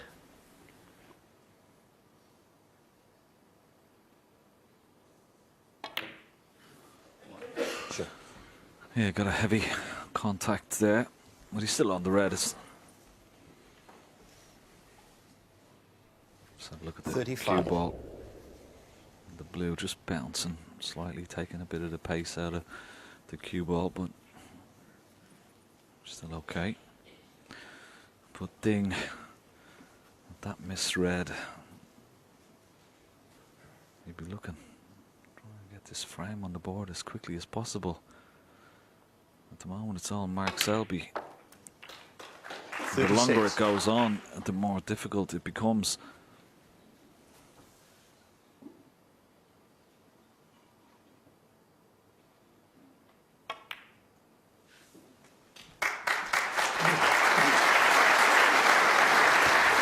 After his victory last night, 41. I saw Mark Selby, and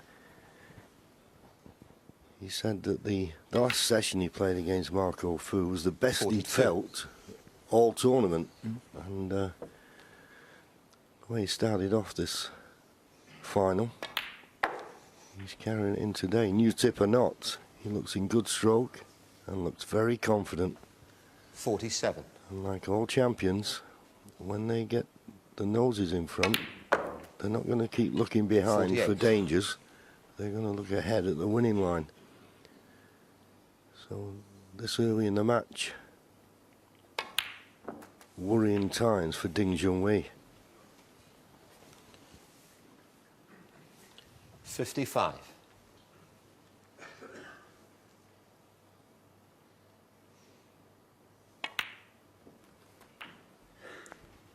56. Yeah, I don't think he's played his best at all throughout the tournament, Mark Selby, compared to maybe a couple of years ago when he did win this championship. Made that wonderful comeback against Ronnie O'Sullivan in the final. But he's got 63. one of those type of games, John, that even when he's not playing at his best, the second part of his game, his B game as we sometimes call it, 64. is still so good. He's so consistent.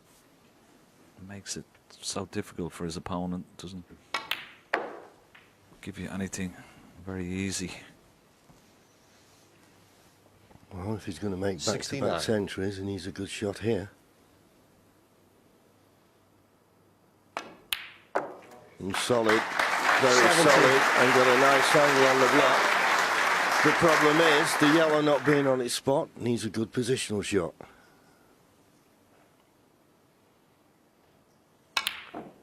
Oh, well, he was playing it with a ton of left-hand Mark side. Selby, That made the 70 on the pot frame. missable, and he did. But once again, he wins the frame, and Junhui didn't score a point again. So Mark Selby racing away with this at the moment, 5-0.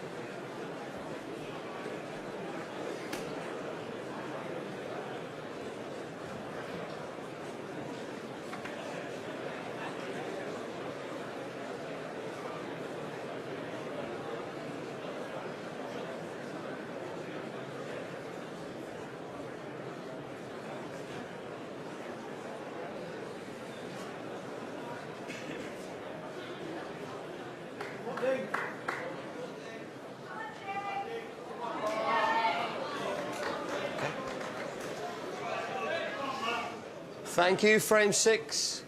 Mark Selby to break.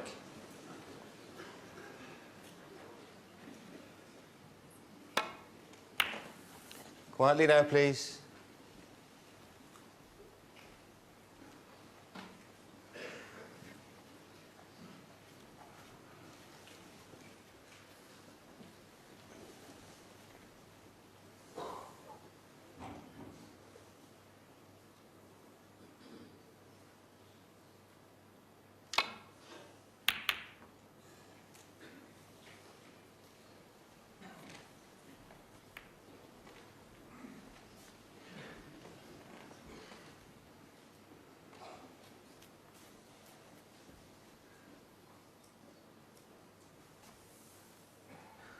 Yeah, well, I think that's the key, isn't it, John? It's trying to keep thing in a positive frame of mind. Very difficult. Now, okay, here's your chance, Dave.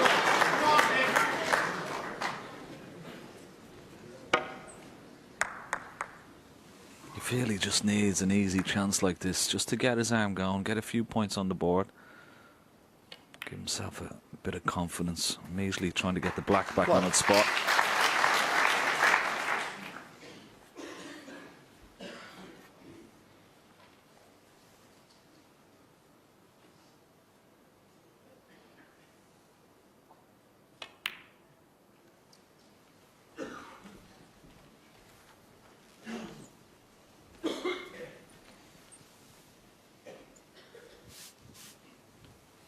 Eight.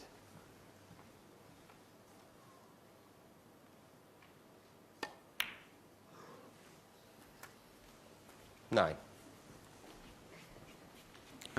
Nice angle on the black now. He can screw into the pack and still be on the red. The loose red into this bottom right hand corner pocket. That's pretty good. That's more like it. Yes, played the positive shot. It's not easy to do when you're struggling to get your first frame 16. on the scoreboard, but it was the right shot and he played it well. Just got to be a little bit careful here. It's a delicate shot, this. It was okay. 17. It's a little bit thinner, but he played it nicely. I wouldn't say he's perfect on the black, but he may just be able to force the angle.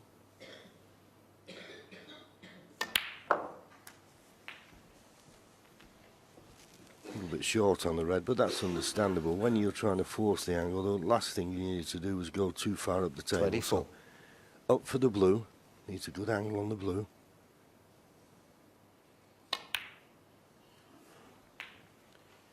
$25. Played it nicely.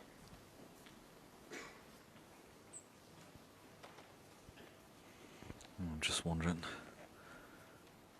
would he play the positive shot? Blue into the left centre, cue ball straight into the pink, the top of the pack. Oh, he's played it very nicely indeed. Didn't have to hit it with a lot of pace. It was just very nicely controlled and brought a few more reds into play, and he's nicely on this red into the corner pocket. That was a lovely shot, John, wasn't it? He didn't have to play that with a lot of pace. Absolutely, and the fact that he didn't play a lot of pace was that he believed he was going to hit it right. You know, sometimes if you're in a stage of a match where you're not going to frame on the board, you feel as though you just want to hit them hard and hope you're going to be on something, but it was a controlled cannon. He'd like to have been a little straighter on this black, though. All the reds are there now. He didn't need to play another cannon, but I'm afraid he's going to have to. The angle he's got, but on the black.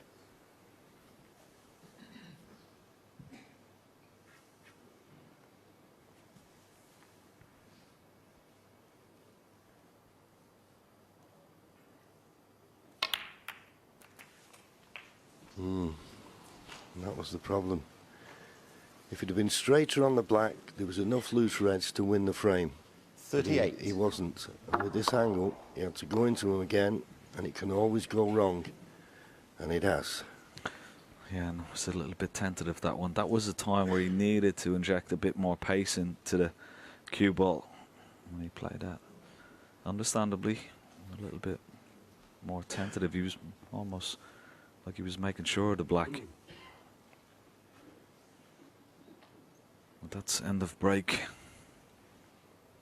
Now he needs a good cue ball here, tight on the ball cushion.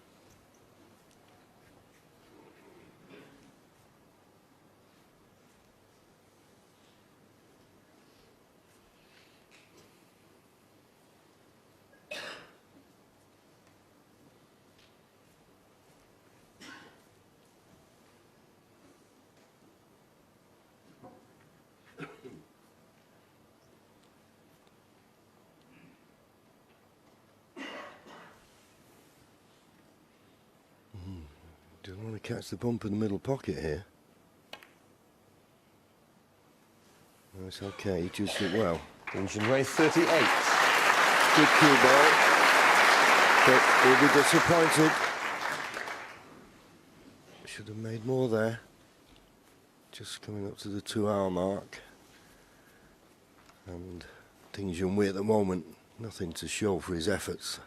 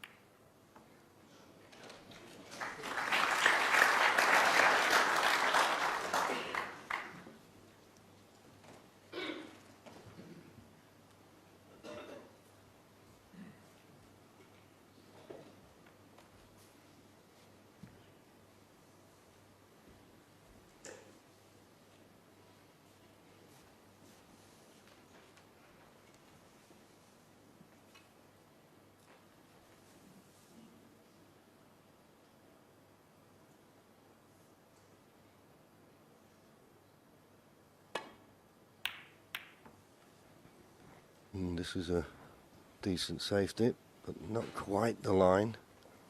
Another inch or two over, and he could have got that cue ball tight in behind the green. That pink somewhat blocking the path now to the left corner pocket.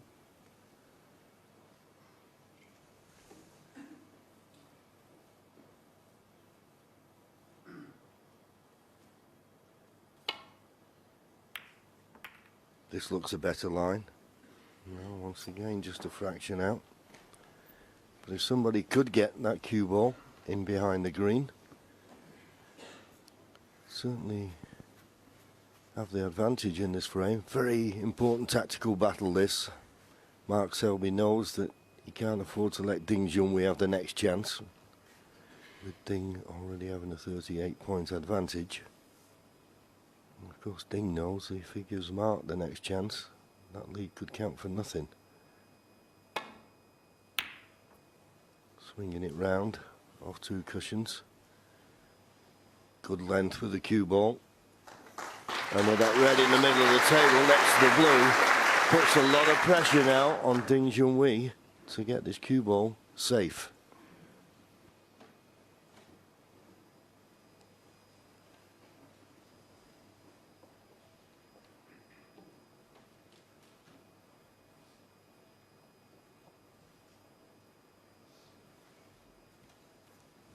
Yeah, the fact that he's so close with the cue ball to this ball cushion, so he can't play, of course, the 4 cushion escape route back to balk. He's got to be very careful, as you said.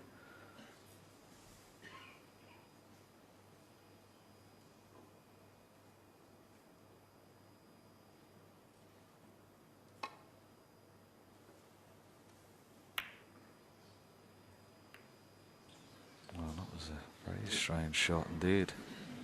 Yeah, and I'll tell you what, I don't think the red closest cue ball passes, and the red behind the black, if he hadn't got the double kiss, would have been a little bit easier than it is now. But does this red pass the pink? It's tight, isn't it?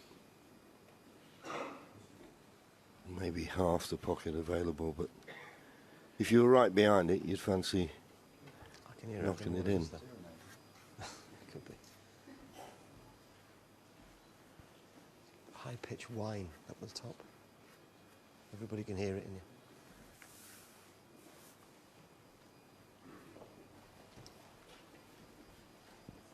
This may be worth Ollie's having on the a phone go. now, so we can find out what it is. Yeah, seems to be a little high-pitched noise in the arena.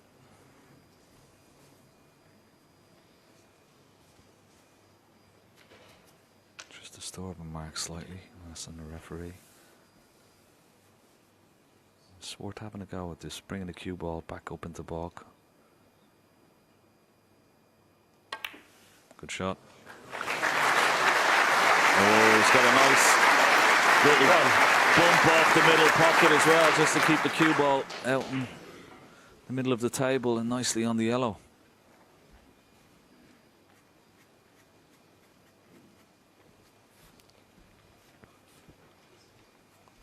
That was a nice little bonus. Just have a look at the cue ball here. Good pot. Just that little knuckle off the middle pocket. He still would have been on the green, but just a lot easier, of course. It tells us the red next to the blue pots, and he's perfect. Couldn't have hit that much better. 3.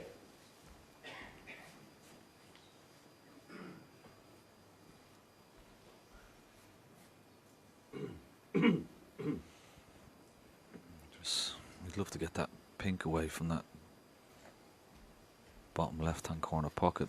Maybe not from this red. Maybe take the blue and then one of the red. But it needs that pink out of the way, back on its spot. 4. So pot the blue. The red at the bottom of the pack. We'll pot into this bottom right-hand corner pocket.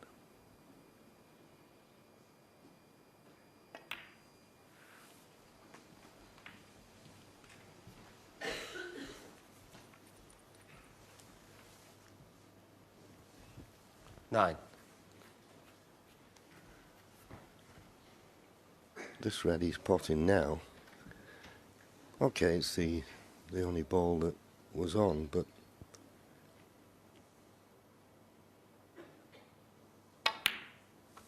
playing for the pink, as 10. Ken suggested, it's just a little bit more difficult because the reds that are now available all go to the left corner pocket, which he's clearing the pink from, but he's got a little bit to do with the cue ball.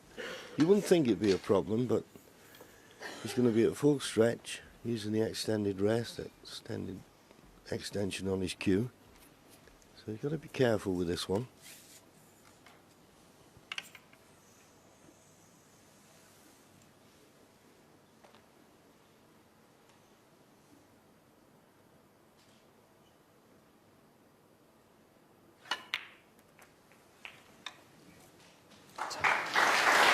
Yeah, played it nicely.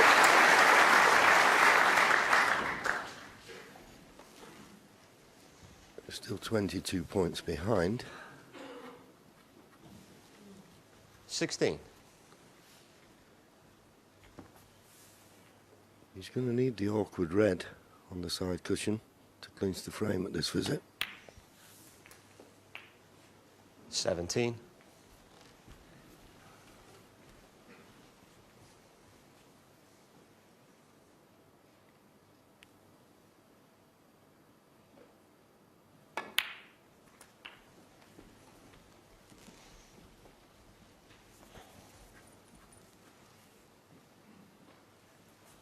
24.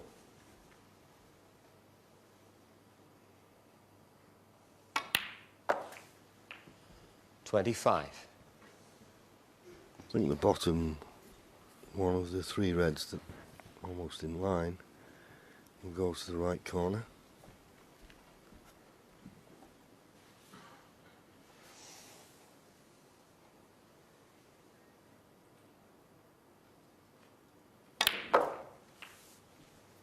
Forced it in.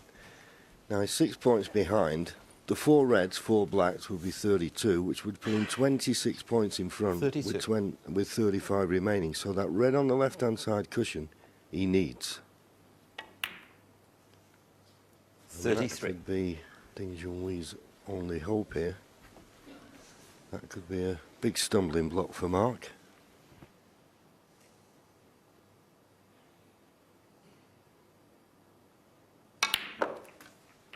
Sure.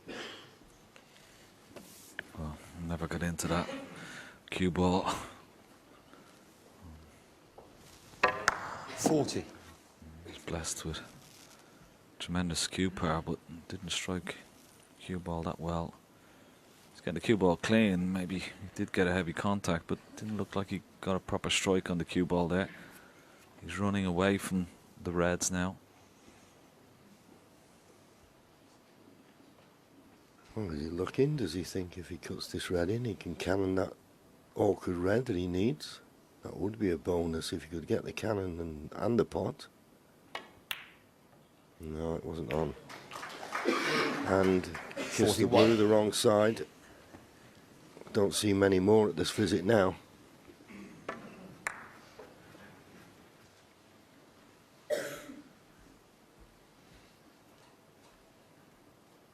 Yeah, there's no value really taking on the brown. It's very odds against the potting that brown and getting back up for the red. So typical match player that he is, he's going to keep the pressure on his opponent, try and get the cue ball behind the green. And that looks pretty good. Excellent shot. Mark Selby, 41.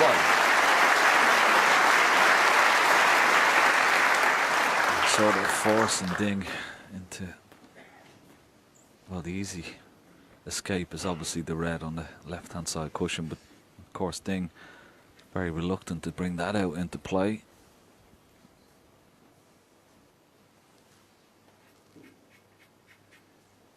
Yeah, we know how costly the miss rule can be if you keep missing it. Hit and hope, do you think, Ken? For one of those two reds to the left of the pink? At least he's got that insurance of the red near the left cushion. I won't want to bring that into play. Yeah, absolutely. I think you're right. There is one possible escape. I'll just try and put a line up, but it would. I mean, this is such a delicate shot, and you've got to play it almost dead weight. And if he doesn't hit it right, he'll possibly leave a red to the left centre. But that is a possible escape. He could play this with a bit of pace and try and hit the reds, and just trust a little bit of luck. But again, I'm never certain of where the reds are going to finish up. I mean, I see your line, and that's the way to hit the reds. Personally, I'd come down the other side, dig down, swerve round the yellow, and come into them with pace from the left-hand side of the table. Just, you never know, you might knock the pink on the cushion, you might knock a red on the cushion. Yeah.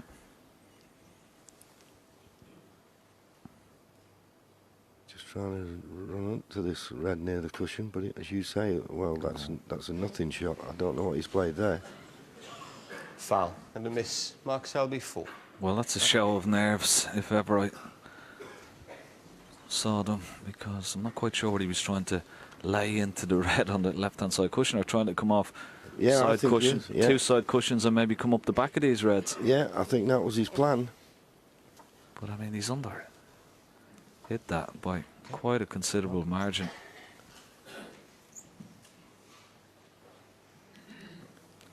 I think he's got to try the 2 cushion escape, John, and maybe just hit and hope for the best here.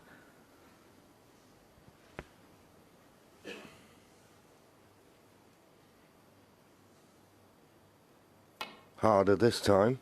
Now, has he got the line? It looks pretty good to me. It looks very good. Brilliant! Brilliant!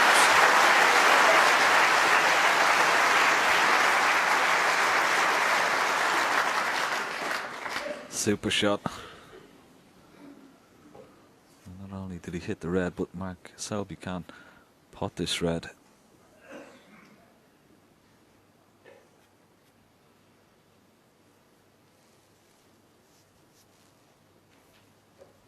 That was a tremendous escape.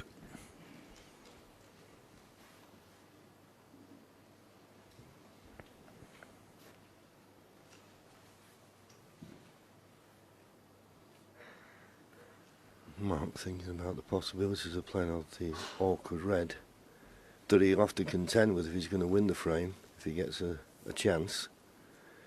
But he doesn't feel as though he can get a good safety off that red. I think mainly because he's hampered.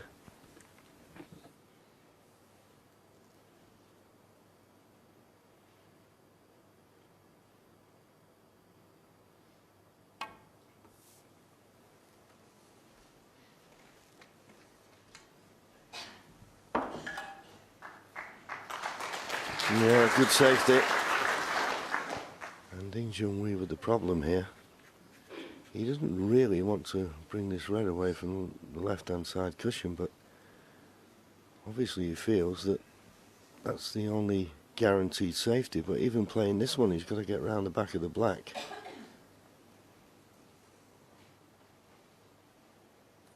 If he plays one of the reds that's near the pink, he's got to be careful. If he catches it too thick, he could run into the red on the side cushion.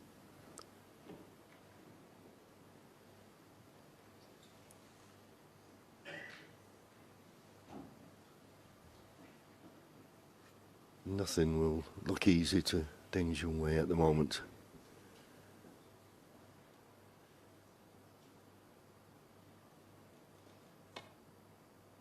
Decided just to play the containing shot. Well, he's left it safe, but that's all. He's not going to gain any advantage from playing it like that. But sometimes the balls dictate what shots you play.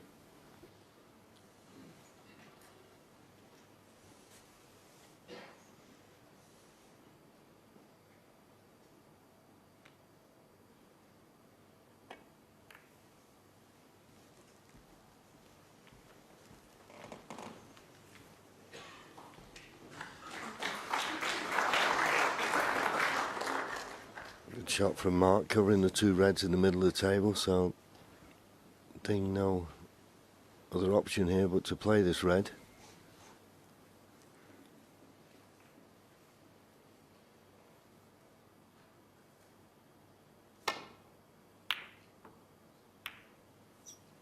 Played it with a lot of side. Oh, and the kiss on the blue has ruined it. Didn't get the kiss on the blue. He may have found the baulk cushion. The yellow may have helped to cover this red. But here's a chance for Mark Selby. All right, stop calling out now, please. And the 3 reds now are in the open. And he has a 7-point advantage.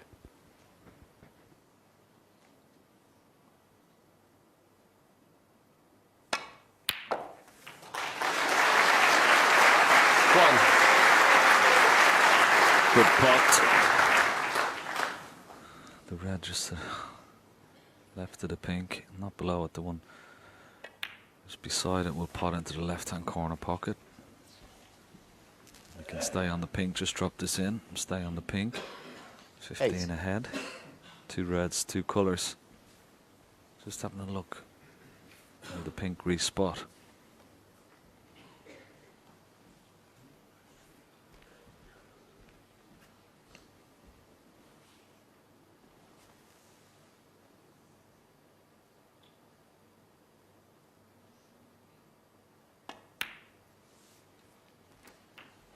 Nine.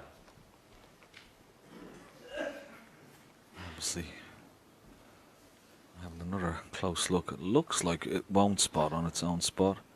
It will go on the blue spot, and it just wants to make sure. Yeah, and of course you can't ask the referee to get a ball and try and put it on. You've got to judge it with your own eyes. But I like you, Ken. I don't think the pink will go back on its spot.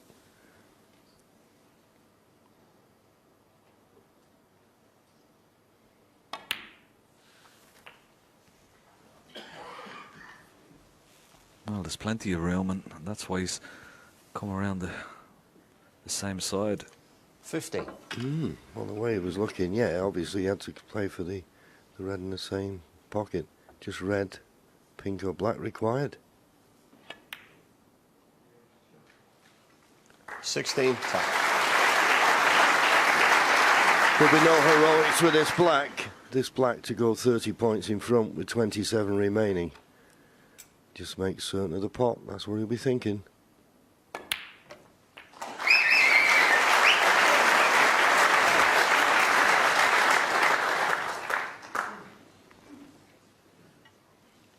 $23.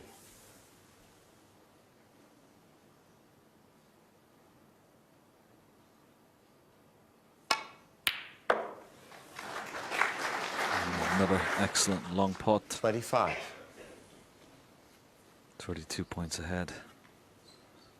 We want to make sure of this green.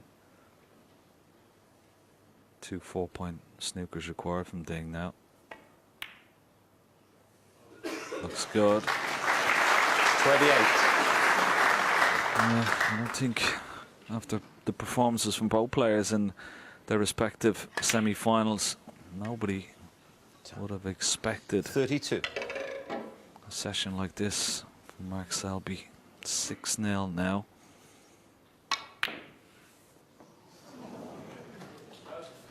Well, he doesn't Selby, bother 32 on the about front. the blue, and Junhui goes off, but he has a mountain to climb. There's 2 frames left in this session, and it's all Mark Selby at the moment. He leads Ding by 6 frames to 0.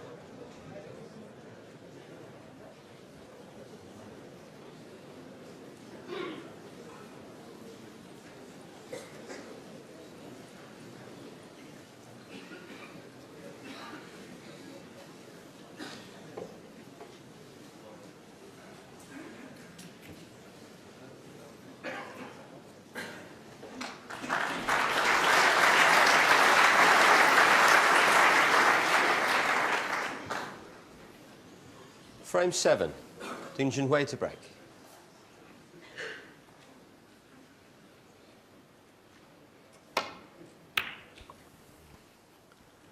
Frame 7 underway.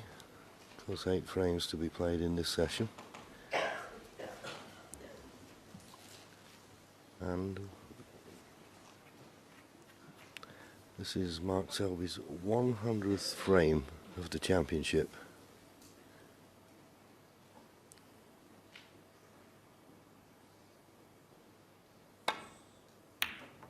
Junhui, of course, had 3 qualifying matches to get through, and he's played 100. This is his 129th frame.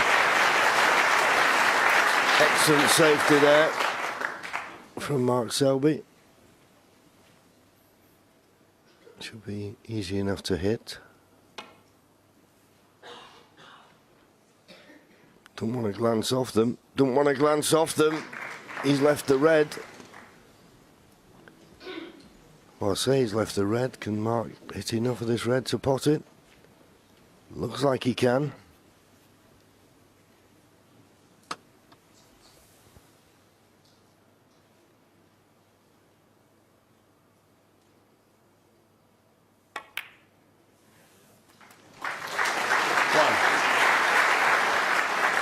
Judged it nicely. Could have been a little bit higher with the cue ball, but still dropped this black into the left corner pocket.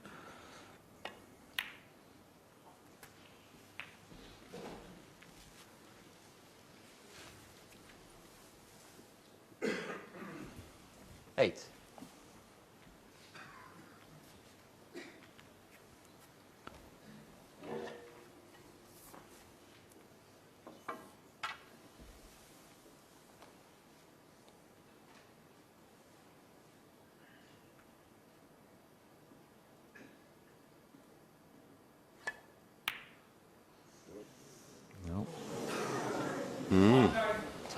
Mark Selby, 8. A mistake, but just looking at it quickly, no harm done. Just trying to pinch a little bit of the pocket there.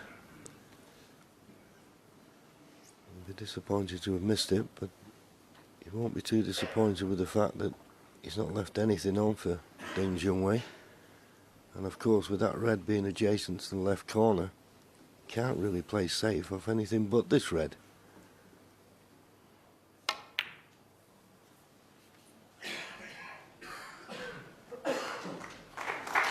Yeah, played it well, and that's what he's got to do. He's got to hang on in there, not despair. This is a long match, best of 35 frames. First to 18, so don't lose your cool.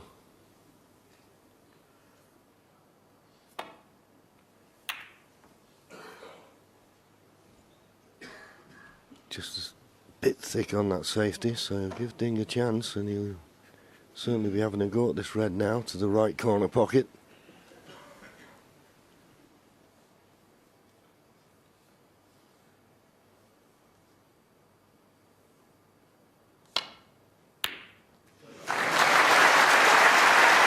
Wonderful shot. Cued that delightfully. Right in the heart of the pocket.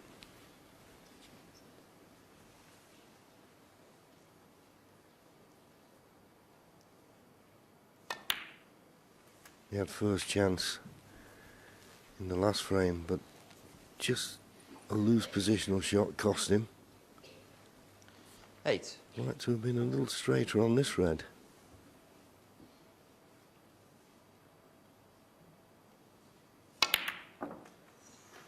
Managed to force it in 9. and just about on the blue.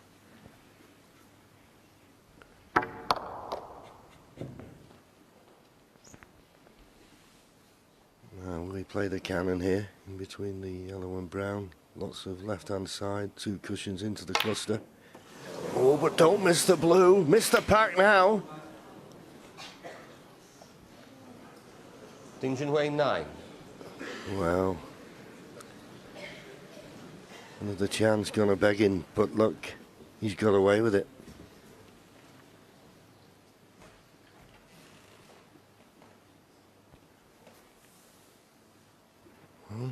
Obviously Mark thinks he can cut this in. It's very thin. Oh, no problem. Junhui got away leaving the easy starter. But that fine cut. Problem is with that, you're never certain to be on a colour. Well, this is positive thinking, Ken. Playing the pink. Yeah, and with the little bit of extension at the bottom of his cue, he's going to be throwing a lot of cue out from his bridge hand. And not fully control, but it's almost a dead straight pot. Oh, well played. Nice pot, nicely on the red.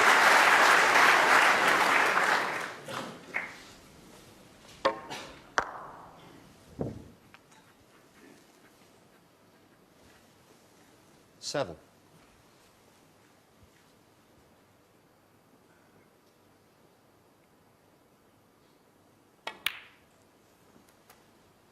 Eight.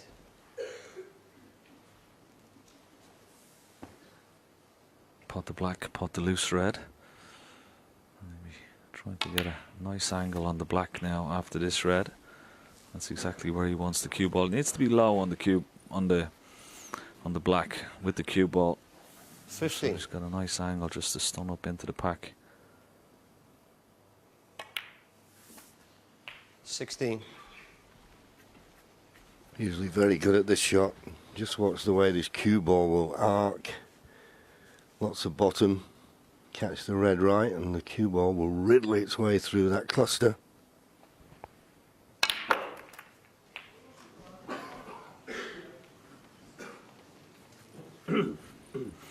It's not too bad. I would have loved to have been straighter on 23. the red as we watch this shot again. Just watch the cue ball.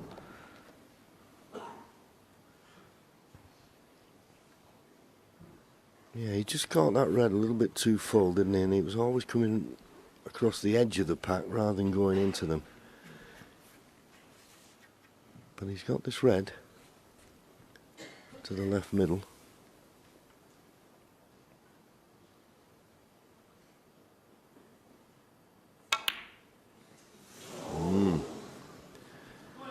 So, Mark Selby, 23.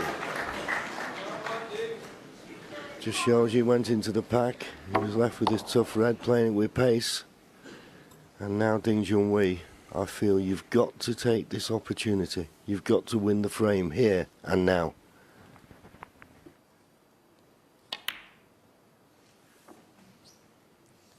One. Well, he won't get a better chance than this. Couple of easy starters just to get this cue arm going.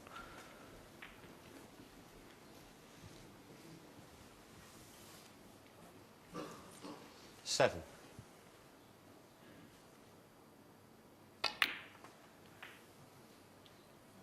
Sure. Eight. Needs to get back up from his next red, back up towards the pink and black.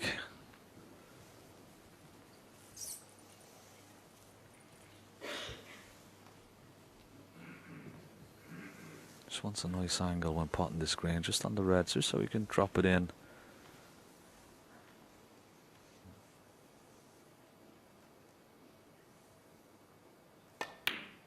Doesn't want to be straight on this red. Wants a nice angle just to pot the red and get back up for the pink. Because he's got a couple of reds either side of the pink, then just makes it 11.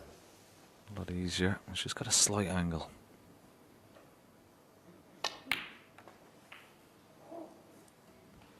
$12.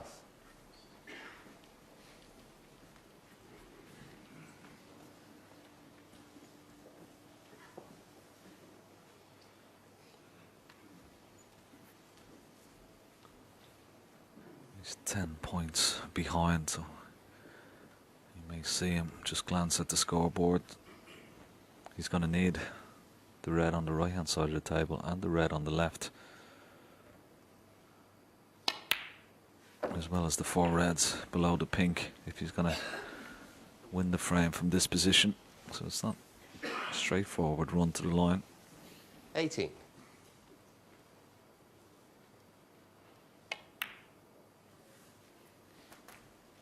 19. I always feel, though, you come to the table with a bit more purpose when you sat in your seat thinking your opponent was going to win the frame, and it looked like that until Mark Selby missed the red to the middle. And clearing this red now, he makes the 2 just below the pink available into the right corner. 4 points to lead. 26.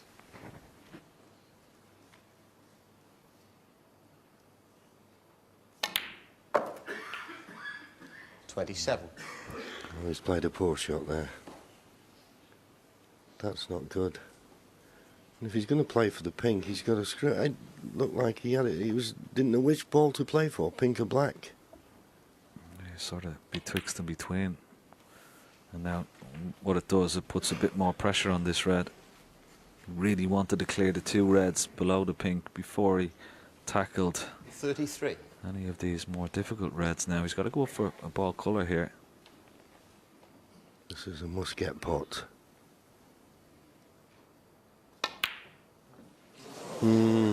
Once again, his positional side of his Junhui, 33. play has let him down. That was a golden opportunity. Played a poor positional shot. It seemed as though he was undecided whether to play for pink and black, and finished up wrong side the pink, left himself that tricky red. Good chance, gone. He's really struggling out there.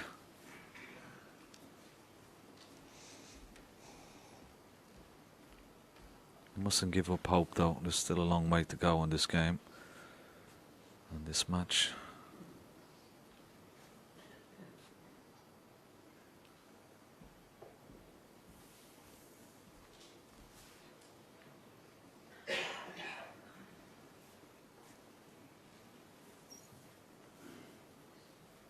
Sort of left a tempter for Mark Selby down this right and the left hand side of the table. He'd be trying to put this and screw the cue ball back towards balk.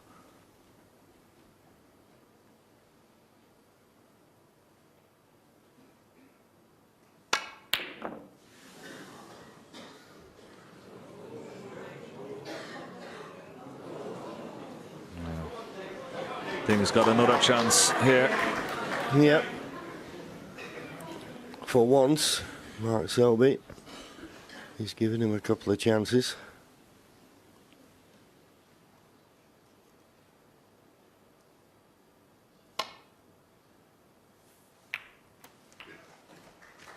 And this looks absolutely inch perfect. He could not have played that any better. This pink will put him 18 points ahead. He will still need these 3 remaining reds. Well, that was a wonderful 7. opening red. Just the control to try and hold for the pink. 8. Gives him a great chance.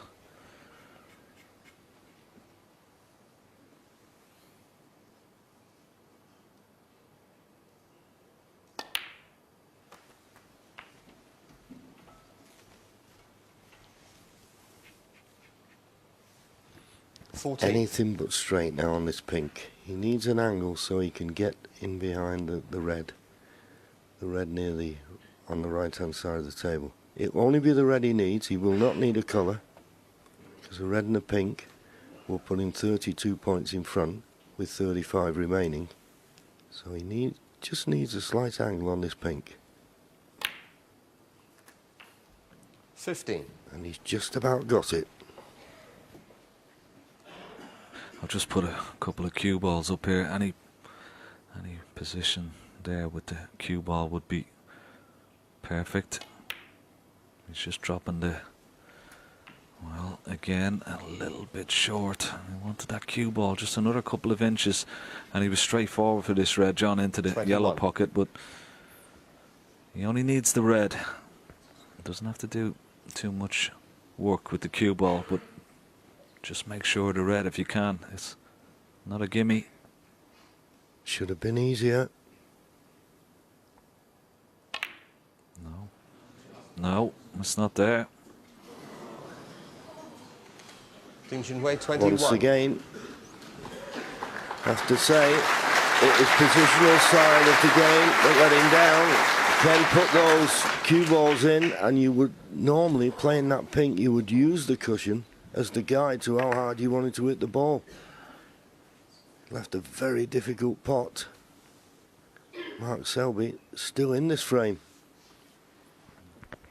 Yeah, that's almost perfect here. Knocked it red up towards the pink and black, and cue ball behind the yellow.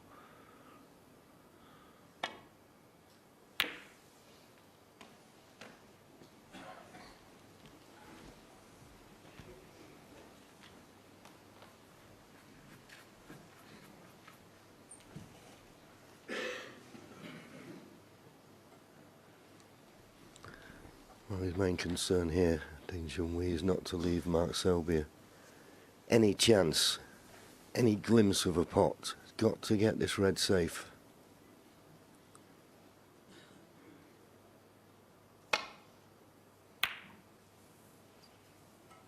Purposely sent it down that side. He's got the snooker with the pink, so that's okay. Gives him the advantage. Okay, easy to hit off the side cushion, but can you get it safe?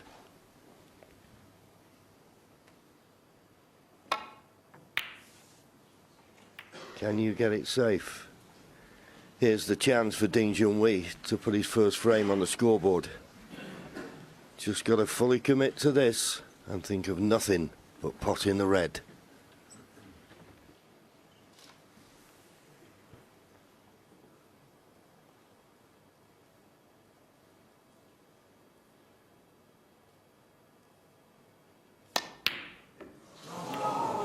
Not really that close, and where's the red gonna finish? It's finishing over a pocket.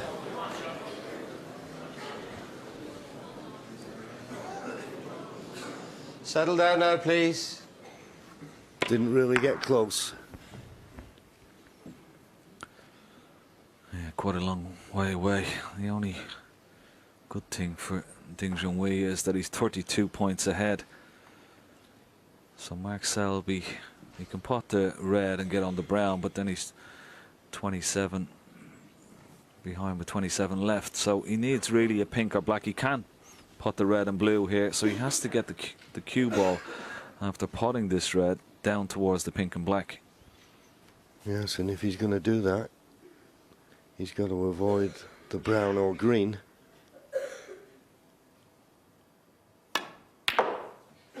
He's done that, and it looks as though he's coming down nicely. He needs a bounce off the cushion. He's urging it away from the cushion.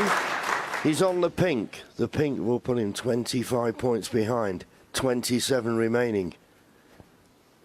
Ding Junhui, has he thrown away another frame?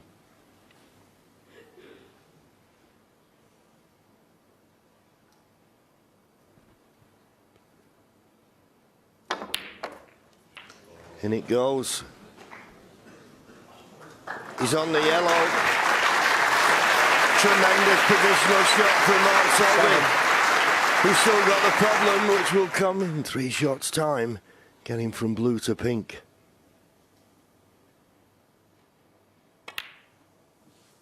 Right in the heart of the pocket. 9. Blue to pink will be the big problem. He needs the 5 remaining colours to steal. And this one, as a few before, will hurt Ding Junhui. 12. Sure. Well, if you can get the cue ball, he's got a wonderful angle on the brown. He needs to get the cue ball somewhere in that vicinity. So he's got to try and get as close to the blue. Just almost on the balk line if you can with the cue ball here. Doesn't want the bounce. 16. Well, it's not too bad. I mean, he is blessed with a lot of cue power, John, and he's going to need it here. Yeah, the problem is, and I mean, it's perfect to get the cue ball away from the side cushion, but we know the more pace, you've got to really cue this to give the blue a chance to go in the pocket. That's the problem. You play with that pace, you risk, and now surely Ding Junhui is going to get his first frame on the scoreboard.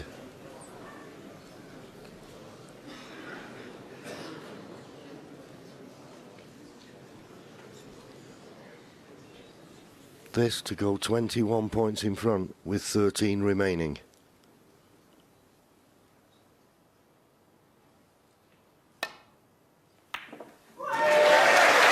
Tremendous cheer from this packed Crucible crowd, and even a smile from Junhui. He's got his first frame on the scoreboard, surely. And there you see the relief.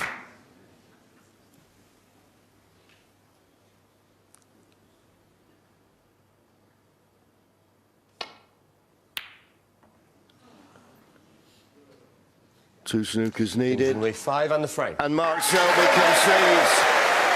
And this crucial audience who want to see a final and giving Junhui every encouragement. He's got his first frame on the board. Will that relax him for the final frame coming up next?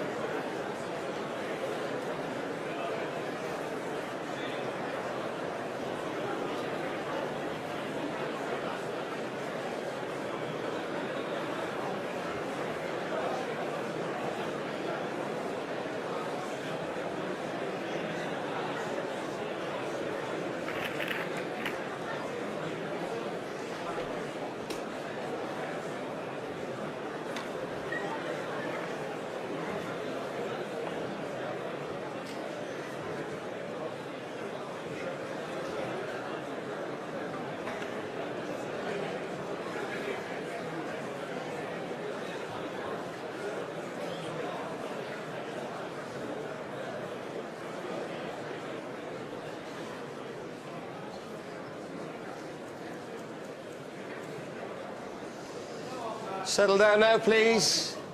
The final frame of this session, Mark Selby to break.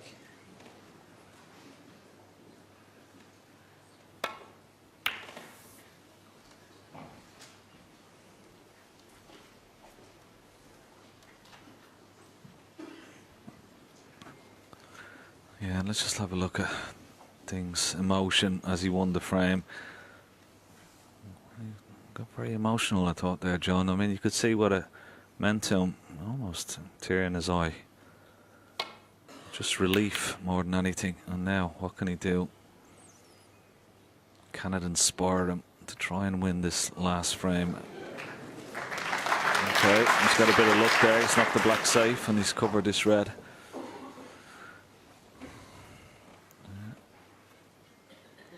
And you can tell he was under it, and there you see it again.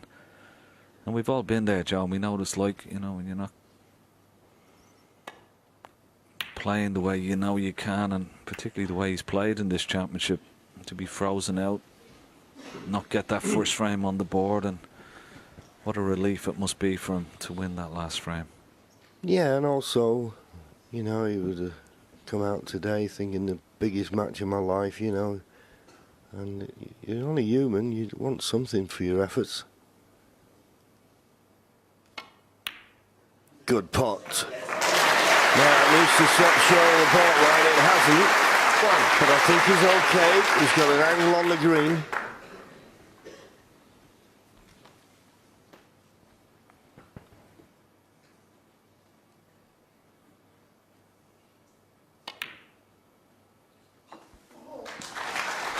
Yeah, the red pots just at the top of the pack. Try and get the pink maybe back on its spot here. Back up for blue if he wishes.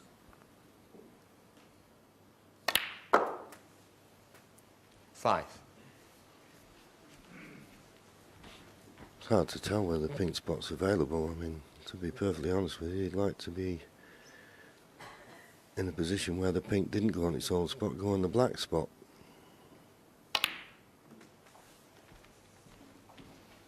But I think I can see the pink spot there, yes. 11. May decide here to go up for the blue, and then he would have, hopefully have an angle on the blue to try and go into the cluster.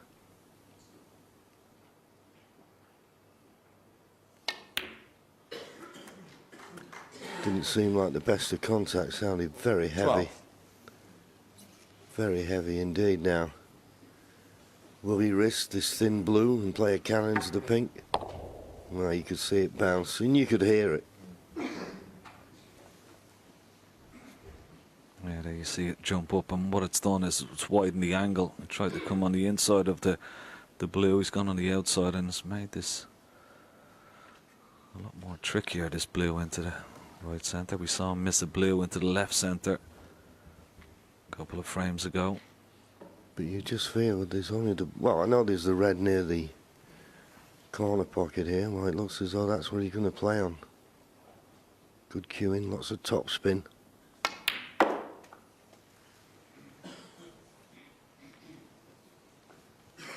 Well, at least I think he'll be able to reach this without using the rest. But he needs a very good shot to get back up on the blue.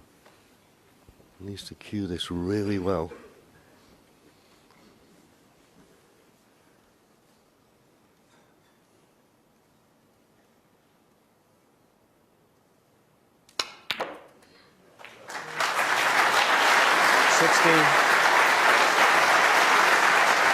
Did cue it really well. He can't go straight into the pink, but I think he's just got an angle. He's just the right side of the blue line to force this cue ball off the side cushion and into the cluster. But can he generate enough pace to open them up? He's played the 2 cushion. Always need a bit of luck. He's got a pot. And that's the best he could hope for. It's not an easy one. 21. Forced it round of 2 cushion, and as I say, it's very hard to generate the pace, but he's left himself a chance of one.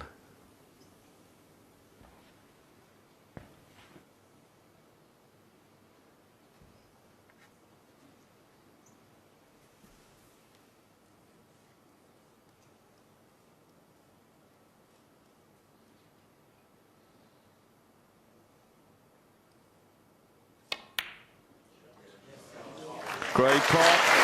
22. And he's nicely on the green. And that'll certainly give him a bit of confidence.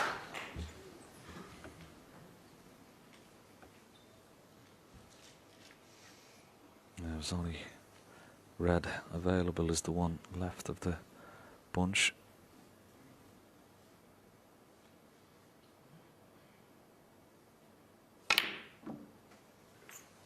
Didn't go into the middle of the pocket, but he's okay.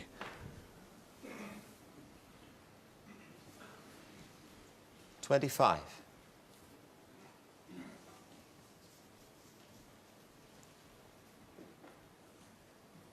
He could play for blue or pink here. I think blue was probably the best choice, isn't it? You would think so, but he's had a look at the pink.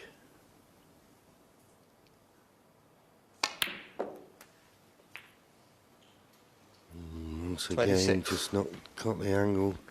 Can he force it round again off 2 cushions? He can't come off the 1 cushion, the black's in the way. No. I think that could be end of break unless there's a plant somewhere.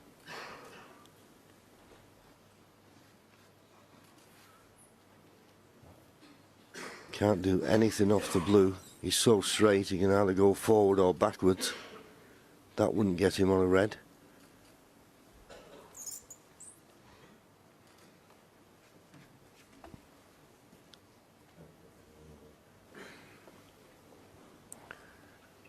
Might just have to settle for the 5 points and play safe.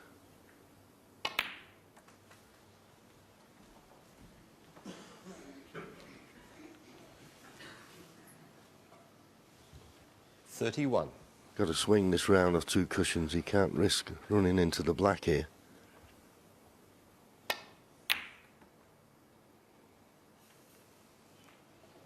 Well, that's pretty good.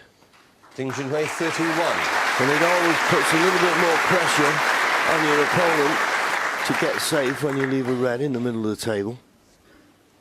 Although, just the first look now, that red in the middle of the table is the only one that Mark can get to.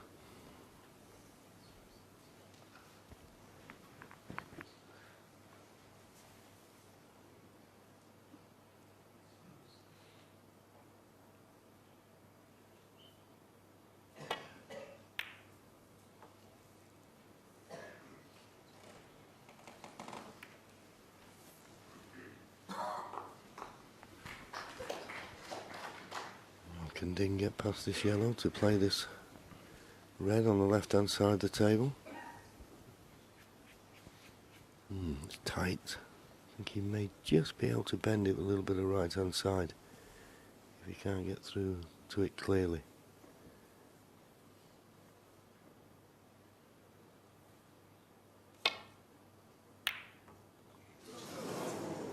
Yeah, wasn't certain he could see enough of the red, but he'll be quite happy with the outcome. Yeah, got a good cue ball. Snookered on the main pack of reds. He's just coming up to see if he comes off the top cushion and lays on the red.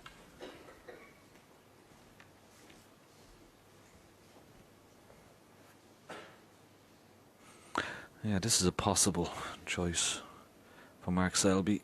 You can lay on the red there. There is a red that's potable at the bottom of the pack, but wouldn't be able to do much with the cue ball if you were tied to the bottom cushion. Well, he could see it. And he's played that very, very well indeed. Yeah, that was an excellent shot. So difficult to judge because there's always the possibility, John, of the double kiss, isn't there, when they're that close to the cushion? Yeah, perfect safety. And now you just feel that Junhui is going to play the two-cushion escape here with pace. Well, surely he's got to come down the right-hand side of the table as we look. There's a line of four, well, the three reds just to the right of the pink. You'd feel certain you're going to clip one of those. He's got to play the two-cushion escape with pace here. I'd be amazed if he doesn't. And as I say, with that line of three just to the right of the pink, it gives him the edge of either one of them. Yeah, this is the line that you're talking about. And if he misses, as you said, one of them, he's bound to clip the other one. Well, he's played it slow. And this is not the right line. Strange. Foul and a miss. Mark Selby 4. Well, it's clear to me that he's not clear of mind at the moment.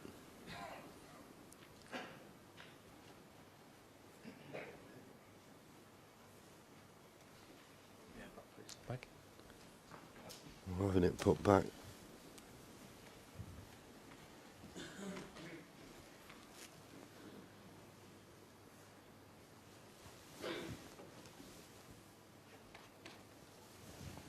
I think he needs to go just below the black, a little bit closer to the black this time. I think he's just concerned of if he hits the pack of reds, just a little bit heavy, that maybe one of them may pop out and leave a pot for Mark Selby, and that's why he's being a little bit tentative with that first attempt. Got to judge this right, line and length. No, that's no good. He's going to leave a pot on here. Foul and a miss. Mark Selby 4. Well, missed call, but it won't be taken.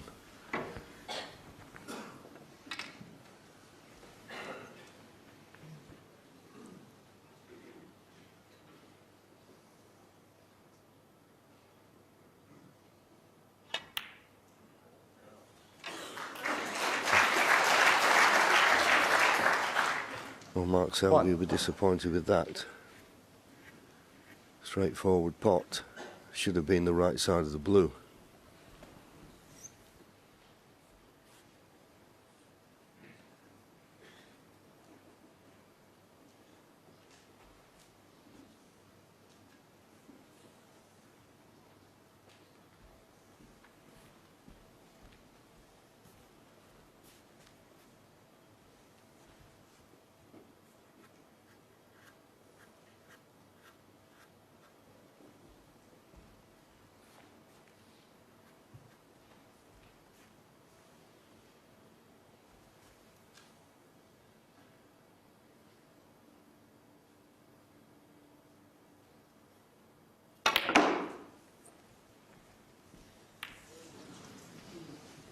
It's always going to be difficult.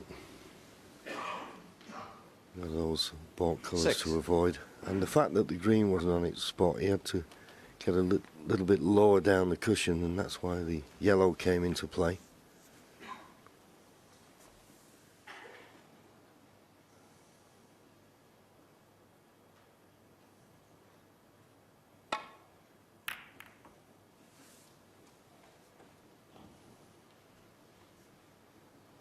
But not the best Mark Selby 6. safety shot there from Mark Selby. Should have found the baulk cushion. A lot of pressure on Junhui here to play a better safety shot than that.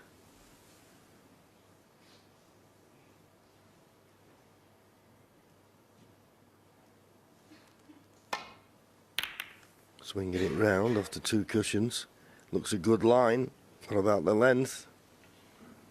It's not a bad length either. That's right.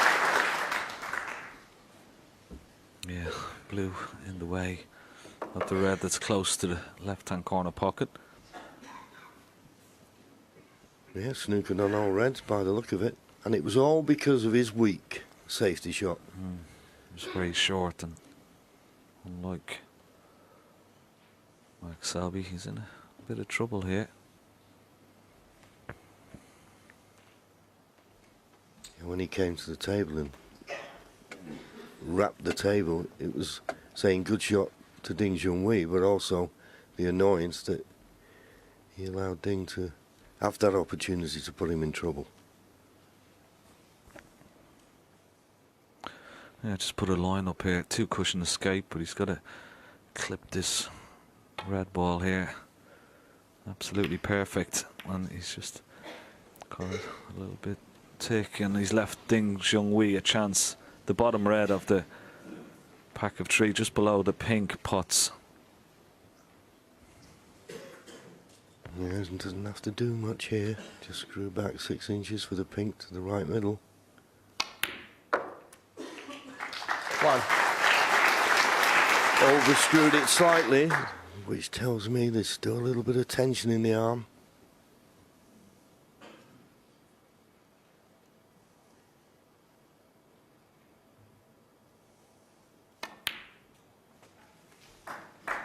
He's okay. He's got to hold himself together here because this is a massive frame. Having lost the first 6, if he can get out of this 6-2, then at least he's got something to show for his efforts and can look forward to this evening.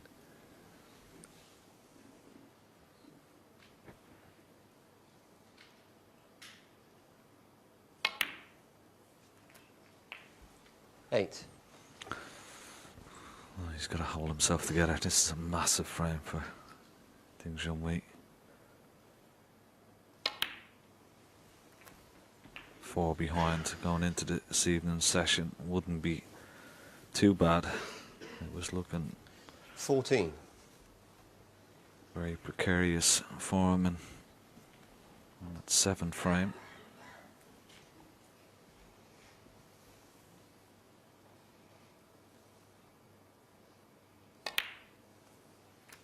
$15.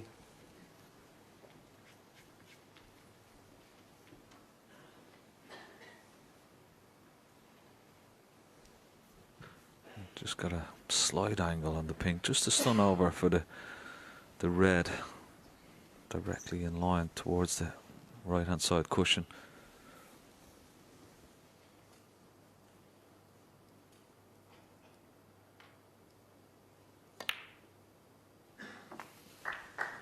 Yes, and he doesn't need the black in play. So in playing this, he'll just stun off the side cushion.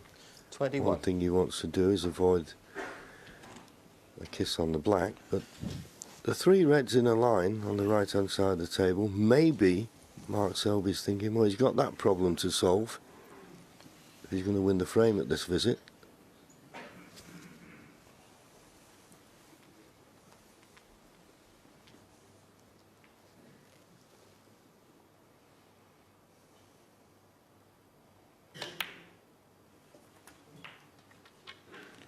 $22.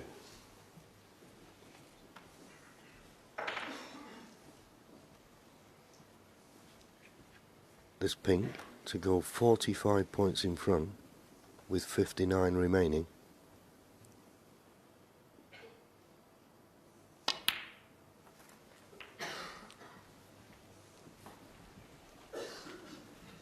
Another red and a pink will put him 52 points in 28. front with 51 left.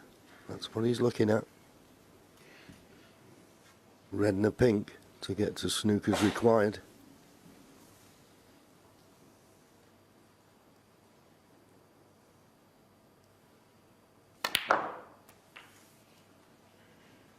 $29.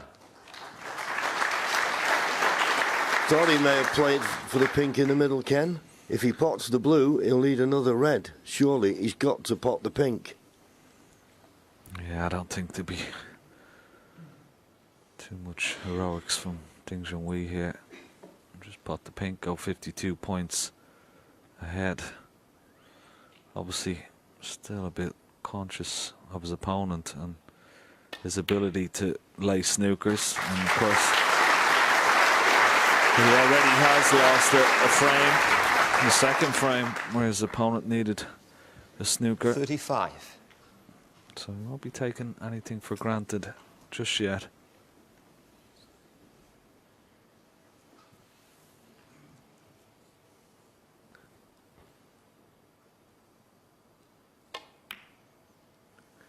Yeah, to all intents and purposes, the Things way the away black is 35. situated, you could say that Mark Selby now needs a snooker to tie, because he's not going to be getting a black off one of these reds at the moment. And there he is, 52 behind. 3 reds, 3 pinks. That's 21 points. We put him 31 points behind with 27 remaining.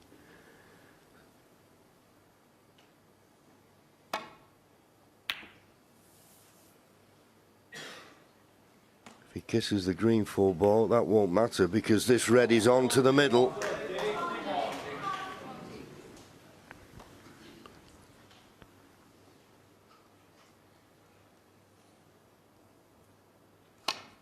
It's another frame in the bag. Fair play to him.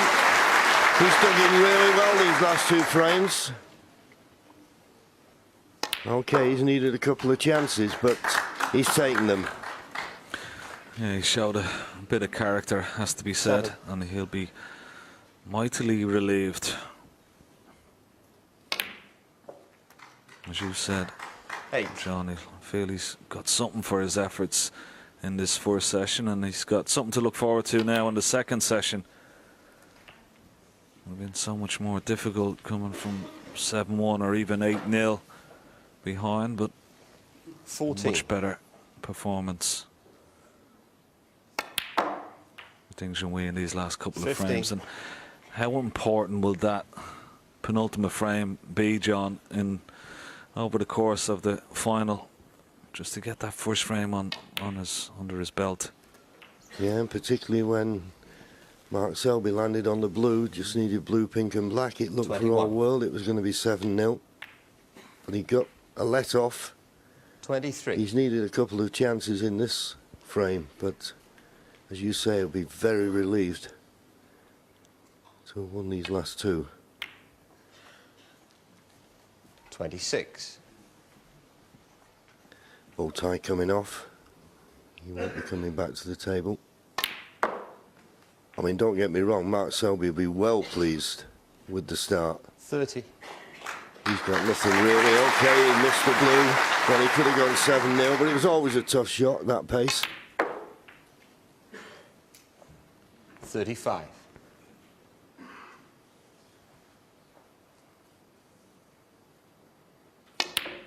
So Ding Junhui 41 on the frame. lost the first 6 frames, but with a little bit of help from Mark Selby, he won the 7th and he won the final frame of this session. So he goes out of it with something to show, but he trails to the world #1 by 6 frames to 2.